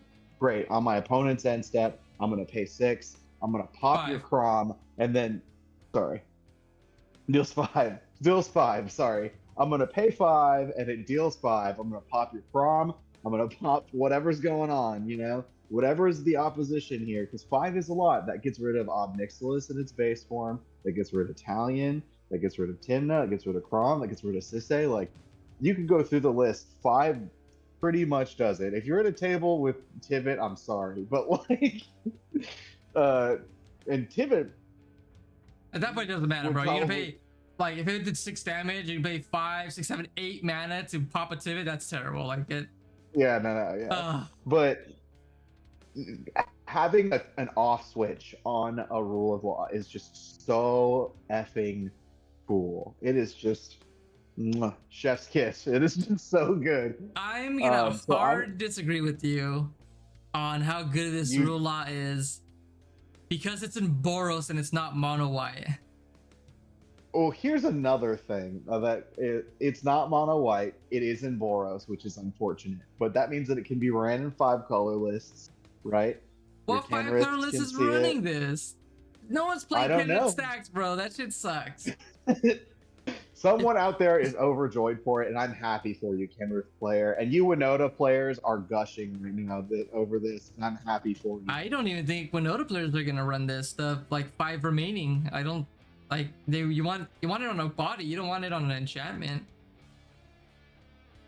I don't know who's gonna run this. That's the problem. Who's running this fucking card? Like, at least in Casual Commander, sure, some wacky ass, stupid ass deck. But in like C. Who's running this card? It's in such an awkward color. Like, what Boros deck is playing? What Boros color centric commander is still playing Stacks? Like, if it was mono white, it would have been way better. And we've already seen it in like White's color identity to like be dealing damage. Like, it could have just made it 5 white mana and deals 5 damage to like target attacking or blocking creature or an opponent or something instead of any target. Like, I don't know. It just seems so. It's all. It is good overall for sure. Almost 2 mana, there. But it's almost. It's like 95% there, and it just needed to not be Boros. It needed to be mono white. Hey, you can run it in Blue Farm. You can run it in Blue Farm. I'm pretty burned because I was so excited for like High Noon. I'm like, finally another Rule Law. It's 2 mana. Put in my MacLeod deck, and then I'm like, oh my god, of course it's fucking 2 colors, dude. Oh, so annoying. But it is good. I just don't think we're gonna see it in our format at all. Well, let's move on to some actual like stacks for mono white. This one for sure I want to talk about. So next up we have Oltec Matter Weaver, 2 colorless, 1 white. Human artificer creature for 2, that's 2/4, and it reads, whenever you cast a creature spell, choose 1. Create a 1/1 colorless gnome artifact creature token, or create a token that's a copy of target artifact token you control. This is getting close to getting more pieces for mono white and very white centric combo decks. There are a lot of half combos in mono white, and this is definitely a step closer to there being something there for mono white, and maybe Azorius or like Orzhov to really get there and get the critical mass of decent win cons or outlets for stuff. So sure, this is in the you have your. Sorry, no, you were saying. So I didn't mean to interrupt. I think for sure this is something good in like Teshar. I think this is for sure good in Teshar. I'm not too familiar with the lines there, and this might help make some lines cleaner and better. Maybe in I know this will probably be pretty good for what's his face, the little guy that pods artifacts away, Fiddlebender. I think this might be good for Fiddlebender. So then, like, lots of times he'll definitely use this. Lots of times you don't really have a lot of artifacts you want to get rid of, but if you just cast a creature spell, make one, and then okay, cool, I got this free artifact I can start potting up towards. And sure, he's got, you can only do a sorcery speed, which fucking sucks, but I mean, this is gonna help that out. Sure. For AO maybe, I'm not too sure. Yeah. AO might have something for it. He does like Bomberman stuff and like Mirage Mirror stuff. Yeah, so I don't think anything that can copy AO. Maybe if you give him like a second sword of the Myriad or whatever that sword is, like maybe there's something there. I don't know if that sword is legendary, but yeah, I think that lots of whitelists are gonna start running this. In casual, this is for sure a bomb. This is great in casual. But yeah, for cEDH, I think we're getting closer to some playable outlets, some engines for win cons in low color white decks. So I am looking forward to this card. This is really good. So for me, I don't think we're gonna see play for a bit, but I do know that there is something here for this, and if not right now, soon. TM. All right, the next one. You want to read us the next one? You are also. Oh, this one I'm so for. I got a rager for this one. This is Aven Interrupter, 1 colorless, 2 white, bird rogue creature, 2/2, flash, flying. When it ETBs, exile target spell, it becomes plotted, and then has spells your opponents control. Your opponent's cast from graveyards or from exile costs 2 more to cast. Woo! This is a lot to unpack there. Hot. So right away, having a target spells, you can bounce stuff off the stack if it's like your stuff. So like I think the floor is spells your opponents cast from graveyard exile costs 2 more to cast. So like breach combos and things like that. Meme betrayals, it stops those or makes them really hard to execute. So that's the ground already right there. And then he's a 2/2 flyer. So that's the floor. The ceiling is pretty high. So when it ETBs, you can exile super high. You can. It's basically a mono white counterspell because you can remove someone's counterspell off the stack, and cards that are plotted can only be cast at sorcery speed. So you're just getting rid of counterspell. So it's basically a 3-mana counterspell. It sucks because it's 3 mana, but you get a bunch of other stuff onto it that it's worth it. It's really fucking good. So this is fantastic. Yeah, it's also a Savage Thorn effect in addition to that. Right, which is the floor for it. There's also the fact that you can basically bounce your win con off the stack if you need to. Like, it's, for example, mono white. I show what's it called? Like, I don't know, Ballista, right? And they show Force of Will. So you're like, fuck. I'm gonna cast Aven and I'm gonna just bounce Ballista back, or I'm gonna plot Ballista and I'll just try it again next turn or something. So it can save some win cons for it. And I think what's even higher above that is it stops Thassa. Because for Thassa, you need to do it at instant speed because you gotta hold priority when the Thassa triggers on the stack. But if you exile the console or the Tainted Pack, again, they can only cast it at sorcery speed, so you can't win with a Thassa. So it stops Thassa wins, which is like huge for C right now. Like if there's a stacks piece and it doesn't stop Thassa, it's probably not that great. So this is fantastic. Stops Rogside with their breach lines. It stops Thassa wins. It's, oh my god, it's so good. It's fantastic. I'm so hot for this card. I think it's so good. No. Yeah, it's big so good. So good. I'm a huge fan of Spell Queller, and this is basically a Spell Queller, so I'm like, yes. Oh my god, I love it. So good. So good. So I'm hot for this card. You want? It seems pretty good. You want to move on to the next one? Yeah. You want to talk about this one or me? I'll talk about this one. All right, go for it. So this is a spell. This is a spelly spell. a certain spell that smells spelly. This is True. Final Showdown.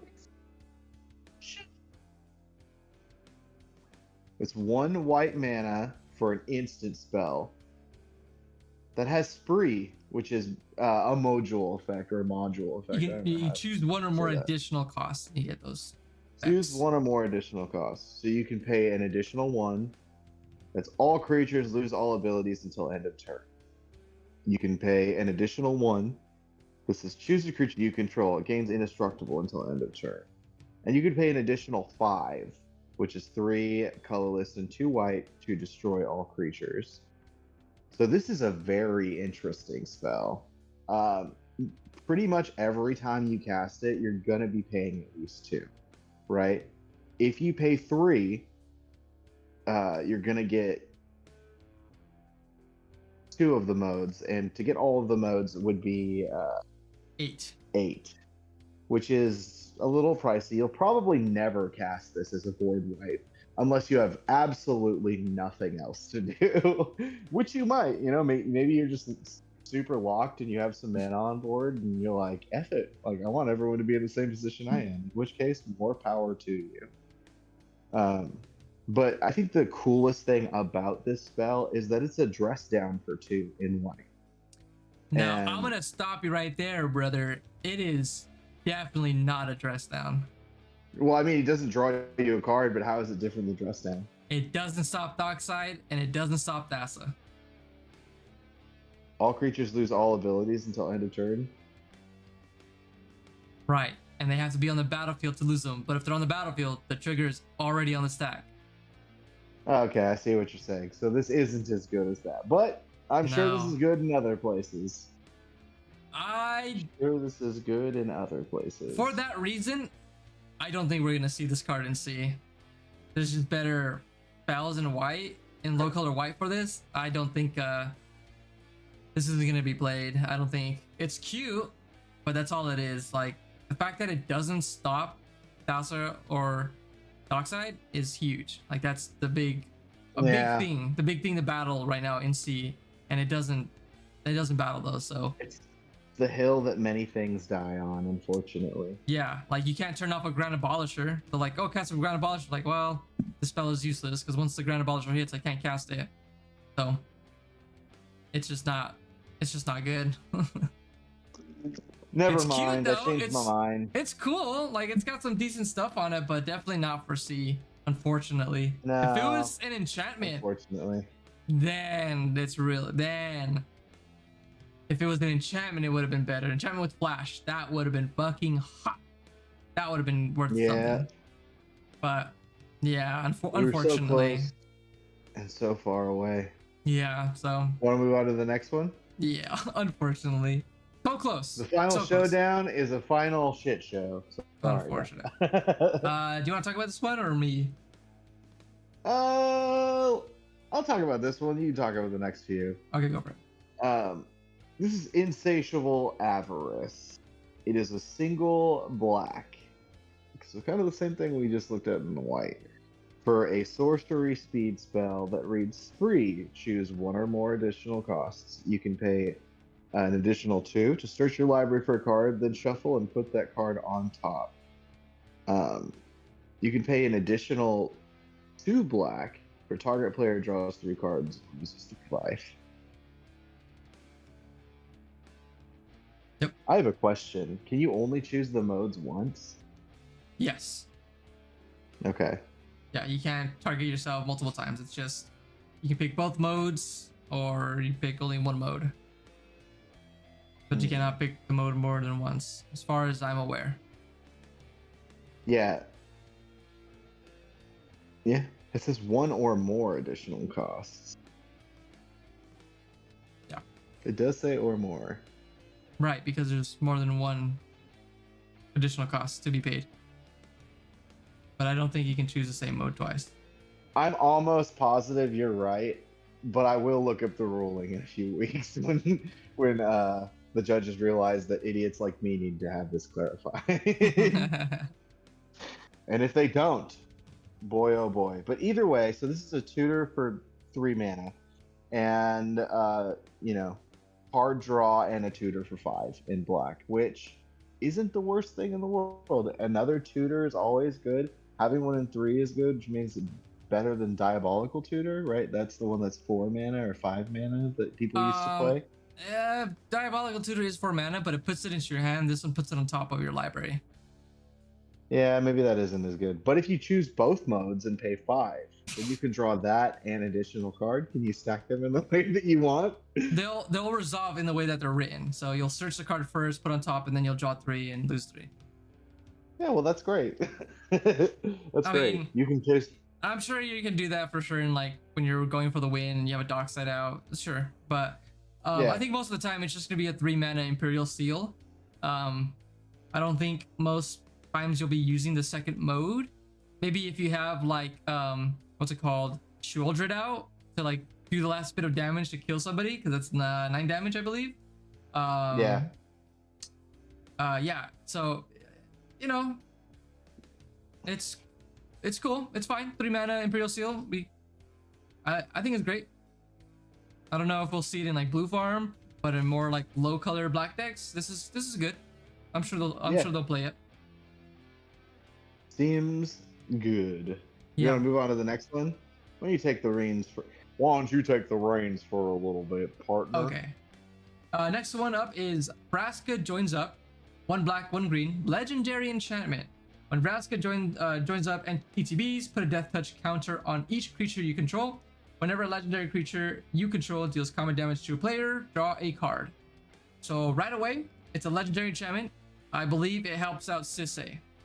And I think this is going to be pretty decent with Sisay since they run a lot of legendaries.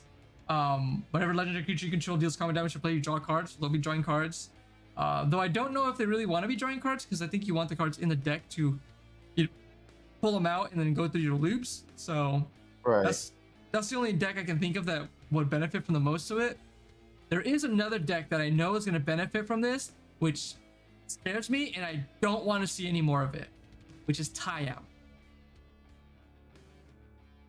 Yeah, Tie-Am's gonna love this. It puts a death touch counter on each creature you control, and now they become really good blockers. They become really good attackers, because most people do not want to be blocking. They're like stupid dorks, but they're like, hey, you're taking like a consistent 5 damage a turn and you're under a rule law. Like eventually this is gonna start, doing real damage to you. So this is gonna for sure see in Tie-Am. I'm pretty sure this will be seen in Tie-Am. Oh, your camera's messing up. There you go. I think I just DC'd for a second. Sorry about okay. that, listener and viewer. But yeah, so I think for sure in Tie-Am, and then maybe maybe in Sisay, but I know for sure Tie-Am is gonna see this. So I wanted to talk about it for Tie-Am, even though I don't like the deck. It's garbage and people should stop playing it. Let's move on to the next one. This is Roxanne. So right. Roxanne is it's Roxanne Starfall Savant or Savant. 3 colorless, red green, legendary cat druid creature, 4/3, and reads: whenever it ETBs or attacks, create a tapped colorless artifact token named Meteorite with whenever Meteorite ETBs, it deals 2 damage to any target and has tap out of 1 mana of any color. And then second ability is whenever you tap an artifact token for mana, add 1 mana of any type that artifact token produced. So slightly a little worse version of Kinnon's ability. But it is a food chain outlet. The only problem is that there's better food chain outlets at more colors. So I don't know why you'd want to do it in less colors. But it's cool. I don't know if you can fit it in any of those decks to just have another outlet for it. But if you're like playing Rocco, it's already in the command zone, so it's not like you need this card. If you're playing Pantlaza, again, Pantlaza's already in the command zone, so you don't need this card. So I don't know where this belongs, or if it's needed, or if it's anything. But it's cool that there's another card that kind of combos with Food Chain. Yeah. I definitely see it as like like you're saying, like a secondary food chain outlet in Jund lists, just because. I don't even know in Jund list because it's 5 mana. I don't think you're playing this in the 99. No, yeah, maybe not, because then you want to be able to add Nas. Probably not. I'm gonna say that you're not gonna see this card. Maybe someone out there like Brago, is that the one that throws rocks in the partner commander? Maybe there'll be some weird I don't know. anyways, maybe there'll be some weird, fringe decks out there that are running this or have this as at the helm in their commander. But I think even in Rule, there are better things to be doing. Not that this is terrible, but like there's just better stuff out there, right? Yeah, so I don't think this is a card, but it is an interesting effects to be seen in Gruul. So Right. I think it's neat, but I don't think it's gonna see cEDH play. Let's move on to the next card. You can talk about this one if you want, or Yeah, that sounds good. go for it. Let's see. This is the key. Let me Key to the vault. This is the key to the vault. This is actually the one that I didn't have readily available. It was on yesterday's spoiler because I was like, "Frick, does this thing do?" Oh god, there's egg all over my face right now. Here, let me just link it to you. Okay, I found it. Okay. The key to the vault is a colorless and a blue mana for a legendary artifact equipment. That reads, whenever equipped creature deals combat damage to a player, look at that many cards from the top of your library. You may exile a non-land card from among them. Put the rest on the bottom of your library in a random order, and you may cast the exiled card without paying its mana cost. And its equip is 2 and a blue. This card is friggin' nutty. This card is pretty cool. I think that any blue list that just wants to see intrinsic value that you can select from will be running this. I'm sure that the Italians of the world will be running this. I'm sure the Yuriko cards of the Yuriko players of the world will be running this. We're gonna see this card in C. So the decks that I think for sure will be running it is gonna be Urza, maybe Shorkai, Azorius Heliod, maybe Tivit, because you can dig 6 deep. I don't think Blue Farm's gonna run it. I don't think Grixis decks are gonna run it. But those are the decks I mentioned. I think might be able to see it because it's pretty good. I think like if you put it in Tivit, which I don't know what you'd cut for Tivit, cut in Tivit for it, but it is cool that you can just hit for 6, look deep. Oh, sick! Found my win con. Put it onto the battle, cast it, and then go for a win. It's pretty hot. Same thing with Urza. It just helps you dig deeper. So when you make your construct, if it's equipped to the construct, it's usually always like 5/5/5. So you're hitting and digging for 5 deep. That's pretty good. That's maybe pretty good. Thought Adele would probably want to see this too, to be able to dig deep in your deck for your win cons and stuff. So yeah, I think I like seeing cards like this because then it gives more power to like the low color decks and the fringe decks. So seeing stuff like this is cool. I don't think any of the top tier decks are going to want to play this because I don't think they need it. But it is a good boon for all the other low power decks. So I think it's pretty cool. Completely agree. Hey, Luis. Yep.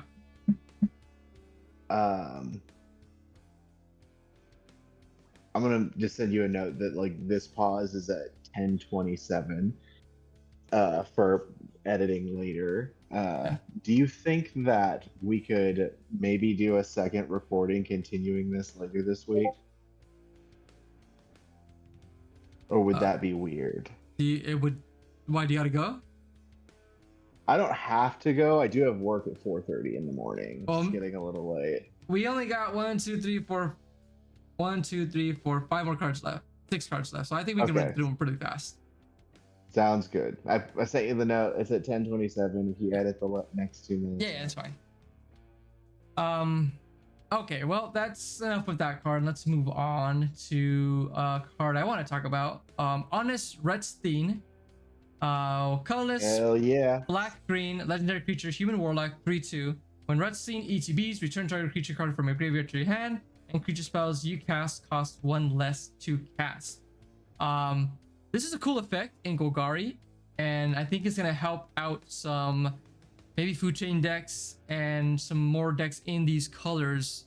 I think it's a really cool effect, and I think opens up some stuff. At the moment, I don't know too much because I don't really play green, but I do know this is probably a really good effect to have in Golgari. And I mean, worst case scenario, it's it's not really Eternal Witness, but it does bring back some creatures from the grave from your graveyard to do some loops. But I think there's something here. I don't know what, but I think this is gonna open up some new brews. I think in cEDH, possibly. I hear that. I also hope that green just gets a little more competitive stuff going forward. It's definitely, at least in my opinion and a lot of other people's opinion, it's definitely the weakest color in C. It definitely has some strong stuff in older formats like Legacy and Vintage. Yeah, but it doesn't have that tip of the hat that it does in casual formats or in like older formats. Yeah. Unfortunately, I'd like to see it get better. If we could see a world where like green is a contender up there with the rest of the color charts, that would be great. But for now, we're just hopeful and waiting. I know that we haven't seen anything, at least in my lifetime. Well, that's the Redstein. I don't know what there is for him, but I do think something's on the horizon for this card. So let's move on over to Tiny Bones. Do you want to go over this one? Tiny Bones. So this was the first card that was leaked from this set, at least that I know. One of the first ones, yeah. One of the first ones. God dang it! I had it pulled up and I can't find it now. Okay. Tiny Bones. What is it? The Pickpocket. Oh, you got it? Yeah, I got it. Okay. Go for it. So Tiny Bones the Pickpocket wanted for a single black mana. It's a legendary creature skeleton rogue with Death Touch that reads, whenever Tiny Bones the Pickpocket deals combat damage to a player, you may target an online permanent. You may cast target an online permanent card from that player's graveyard and add mana of any type. Sorry, I am totally butchering this card right now. Whenever Tiny Bones the Pickpocket deals combat damage to a player, you may cast target non-land permanent card from that player's graveyard, and mana of any type can be spent to cast that spell. And he's a 1/1, and we're glad he's here, and we're going to talk about him right now. So, Luis, what's your take on Tiny Bones the Pickpocket?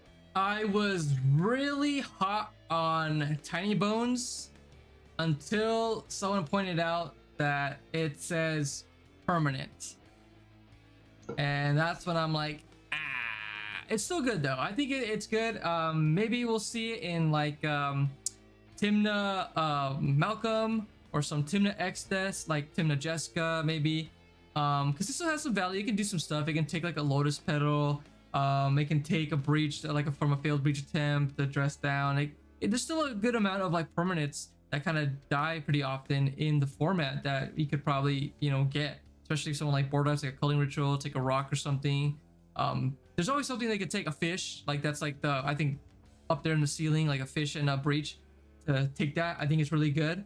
And you can spend mana of any type to cast it, which also helps out. So I think there's something here. I don't know if it'll be good enough because again, it is a 1/1 and it dies easy to Bowmaster. It does need to connect with the player, and sometimes they'll probably just chump it with something that they don't really care about dying. But yeah, I think it's neat. I think it's a neat card. I don't know what decks you're gonna see play other than the ones I mentioned, but I think it's a cool card. I like the effect. I think it's a cool card. I think it's great. I think it's fun. I think Death Touch makes it interesting. Because that means it's gonna exchange. Like if I'm playing against Blue Farm, right? I'm gonna cast my Tiny Bones and pass turn. If someone doesn't remove it, it gets back to my turn. I'm gonna swing into the Blue Farm player. At worst, I get rid of a prom. At best, I steal something from their yard. Yeah. Now, how many times is that gonna happen? I do not know. I don't know the numbers on this card yet. I'm sure there'll be plenty of testing for it going forward. People love Tiny Bones, just as a mascot for the game. So we'll see. We'll see. Yeah. I'm gonna keep my heart and mind open. You know what I mean? Oh yeah. So let's move on to the next one. We got Tiny Bones joins up. It's 1 black legendary enchantment. When it ETBs, any number of target players each discard a card. This could be fine in cEDH because it hits all the players, because normally like discard effects are not good because they're 1-for-1s. But this hits everybody. Though with a lot of Grixis decks, I don't know, that's kind of scary, or sometimes it doesn't even matter because they got breached. So it's like, oh yeah, sure, I'll throw away Savines into my graveyard, whatever, or throw away Breach into the grave, whatever. I'm gonna Savines it back later anyways, doesn't matter. So sometimes it's not that good. But the second effect, I think, is where it's at. Whenever a legendary creature ETBs under your control, any number of target players each mill a card and lose 1 life. So this is pretty good because it's any number of target players. You could name yourself if you need to, if you have to mill some stuff. Yeah. It's just another effect like Abdel Adrian with those loops. So it really helps out like Orzhov and low color black decks with those kind of loop effects to just have another like Blood Artist effect is what these are called. So I think that's pretty cool. I don't know how good it's gonna be. I think that's the only time we're gonna really see it, but it's pretty neat that we have mass opponent discard effects. So, and it's also, again, any number of target players each discard a card. So you can target yourself to start those graveyard loops with Abdel or with the Leonin Relic Warder. And you can start up the loops that way if you don't really have. So it's a lot of good stuff. It's like kind of interaction because it gets rid of some cards, put some stuff in the graveyard that you need to start loops, and then it's also an outlet for those said loops. Really only Abdel Adrian, sure. not with the Leonin, but yeah, I think it's I think it might be seen play in some of those decks, maybe in like Jessica Timna, Abdel loops. I think we'll see it. But yeah, so I just wanted to mention this card that I think it has potential. I think it does have potential too, and it doing like 4 different things on the card, like right, 3. Any number of target players each discard, you know, and then having people lose life and mill cards. I think it's got a lot of utility, right? It's an enabler for a lot of things out there. I'm sure Golgari is going to like to see it. I'm sure Rakdos will like to see it. Ob might like to see it, depending on like which Obelisk you're running. Like, I don't know. You're not doing a lot of. You don't have a lot of legendary creatures that are ETBing a lot, so I don't think it's going to trigger that much. No. There are community lists out there, right? Someone will find a way to use this. I think Ovin's not using it just because of the legendary clause. I think that's the only reason. Yeah, if it didn't have that legendary clause, it would definitely be an Ob. I definitely agree with you that it's not like the Forerunner. Right. Let's move on to the next one. Okay. Rakdos the Muscle. All right, go ahead and talk about this one. You have 2 colorless black, and a red for a legendary creature demon mercenary. Flying and trample. Flample. That reads whenever you Flample, another Flampy boy. Whenever you sacrifice another creature, exile cards equal to its mana value from top of target player's library. Until your next end step, you may play those cards, and mana of any type can be spent to cast those spells. Sacrifice, and second clause on the card reads: sacrifice another creature. Rakdos the Muscle gains indestructible till end of turn. Tap it, activate only once each turn. He's also a 6/5. Woof! That was a mouthful. This is pretty hot because this for sure I think can go in a. I think this is a loop. I don't know. It'd be really hard to play it in Rakdos for it to like loop like World Gorger Dragon, because then you can sacrifice it and you're exiling everybody's library and then winning from that. And I think maybe like again Jessica Timna. Like I think a lot of cards are coming out for Jessica Timna to really be some strong cards. It is 4 mana, but it is basically an outlet for the wind to like be going through Abdel Adrian loops, to be to like go for the win here and like steal people's stuff. So you can be in a spot where like, oh, I don't got a win con or I don't got an outlet, but I do have the loop. Like, oh, perfect, I got, well, this is an outlet technically, but yeah, I think this is pretty good. This is like just another outlet for those kind of loops and to be exiling everyone's library, and worst case scenario too, just take their whole library and then pass the turn and they freaking just, you know, die because they have nothing in their library. But yeah, I think this is cool. I think this is a cool effect to have in Rakdos. Yeah, this is a very cool effect to have in Rakdos. I think that like with the Yawgmoth loop stuff, the Undying things, there's a lot of potential for it to just go infinite and like, you know, exile your opponent's whole libraries and pass turn, like you were saying. Yeah, I think it's good. I don't know if it's better than Obnixilis, just because. No, definitely not. No, this definitely is a 99 card. I can't see this being a commander because you're just. I don't think there's enough of those cards really in Rakdos colors to do those kind of loops, other than World Gorger Dragon, and that's, I don't think World Gorger Dragon is a good card to be. I think it's terrible. They exist in black. There's just it just requires like 4 of them or 3 of them, you know. Oh gosh, there's something I'm missing here. I'll come back to it another day though. There's no, you need white for that combo. Never mind. Yeah. So you need white really to like really abuse this effect. Well, not really abuse it, but like be really good. But yeah, because go for it. There's the what's that card that makes it so creatures can't get counters, and that makes their Undying counters not get there? Right, that's in white. Yeah, that's in white. So Solemnity. It's missing like white. Solemnity. That's the card. Like so if this might be put in like Mardu lists to activate those combos. It's a very good activator for those things, but I don't know. It's a little expensive. We'll see. Yeah. I'm sure someone will break it. Seems like it can be broken. Let's go to the next card that I want to talk about that has potential for stuff, particularly one deck. So we got Hell to Pay. It's X and a red sorcery. Hell to Pay deals X damage to target creature.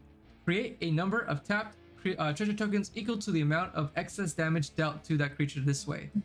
I can see this being in Magda, where you have a lot of rituals, but nothing really to do with it, where you can just Hell to Pay for like 5, blow up a Crom, make 5 tap treasures, pray to God no one has a dark side, go to your turn, now you have 5 treasures for like a Magda. Or just, if you don't have a lot of treasures, but you have the rituals, you have Magda out, same thing. 6 mana, 5 damage to something, now you have treasures, sack them, do something with Magda. So I think Magda might want to see this one. Outside of Magda, I don't think anybody's playing this card. Yeah, I don't know anyone that would really want to play this card outside of Magda. Because I've seen a lot of times where, I'm sure you were in it with Matol, where he's like, Jessica's Will, make 9 mana, and just like, I guess I'll do nothing with the 9 mana and maybe cast a few rocks and some stuff and then pass a turn. Like this would be perfect for that, where like you make 9 mana, okay, I'm gonna Hell to Pay 8 damage to a creature, I'm gonna make 8 treasures, Magda stuff. Yeah, and you know, red does have lots of ways just to make explosive mana stuff, right? So I'm sure there's other lists. There's the not to be quoting other podcasts all the time, but there's an episode of the Mind Sculptors they made recently with like a red artifact creature that does shenanigans. I'm sure this will go in lists like that, right? Like just explosive mana lists, because red has like a tendency just to have like hungover mana. There's so many rituals. Yeah, so many. Yeah. So many. Well, there's that. I think it's good. Yeah, it's a cool art too. I like the art. It's pretty tight. Yeah. But let's move on to the last card that I know you're excited for too.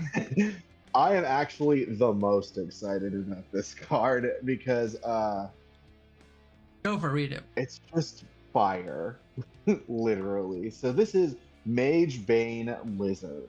It is 1 colorless mana and a red mana for a creature lizard. That reads, whenever a player casts a non-creature spell, Magebane Lizard deals damage to that player equal to the number of non-creature spells they've cast this turn. It's a 1 and a 4. It's also got the flavor. I'm gonna read the text message. Oh my god. The flavor text that was in text message. I didn't miss. Blasted thing snatched my bolt out of the air and ate it. Lila, slick shot boss. Man, I'm just butchering reading tonight. Hell yeah. Everything about this card is awesome. Yeah, the only other effect that really mirrors this is Mage Hunter, which is 3 and a black for pretty much an identical card. But this one's 2 and a red, which is half the casting cost, and it's amazing in Onyx lists. I mean, it's amazing in other lists too. I'm sure like Stacks or damage lists will want to run it.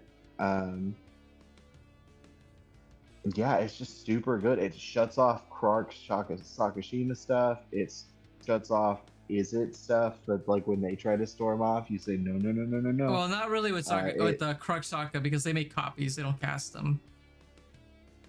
Oh yeah. Never mind. Sorry, guys. I'm tired. It makes breach lines a little harder and it makes them a little painful. Counter battles can be a little painful. Yeah. The only other effect that's sort of similar to this is Dampening Sphere, where the next spell you cast costs 1 more for each other spell you cast. So there's something like that. But now we have this effect that's dealing damage at cheaper with a pretty good body. A 1/4 and can block decently. Doesn't die to Bowmaster, blocks Tymna. It does hit you also, but I mean, it's still pretty good. I think we're getting closer and closer to a critical mass of burn effects in cEDH, where you can have a lot of burn effects and people are like, you can't go for a combo because you're gonna take like 20 damage at the end of it, so you got to be really healthy before you go for it.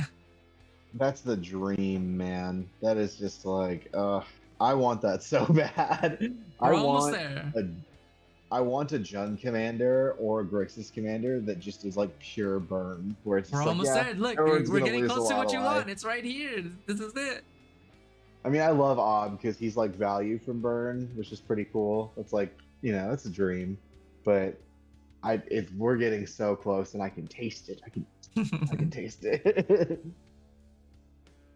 Well, I'd say I don't know what decks we're gonna see yet. I don't know how much we're gonna see for anybody's gonna run it yet, but I do know we're getting close to some, like you said, like some kind of stacks deck where they have all these burn effects.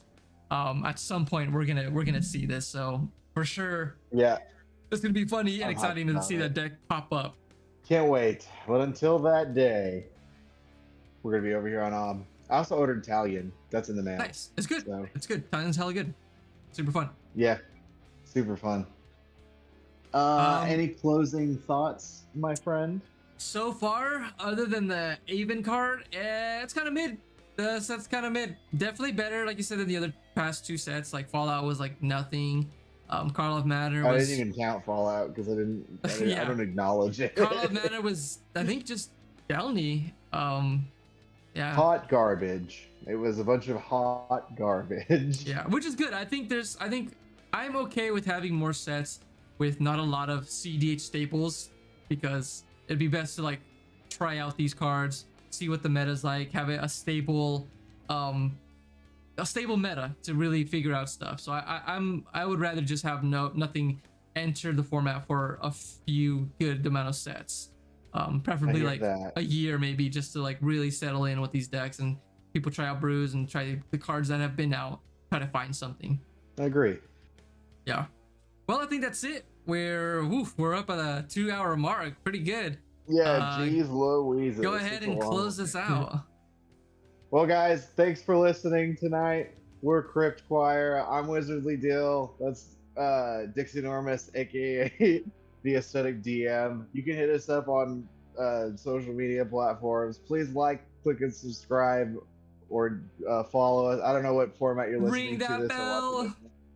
Yeah, ring, ding, ding, our bell. And don't forget to roll for Crypt. That's it. Our catchphrase. We gotta put.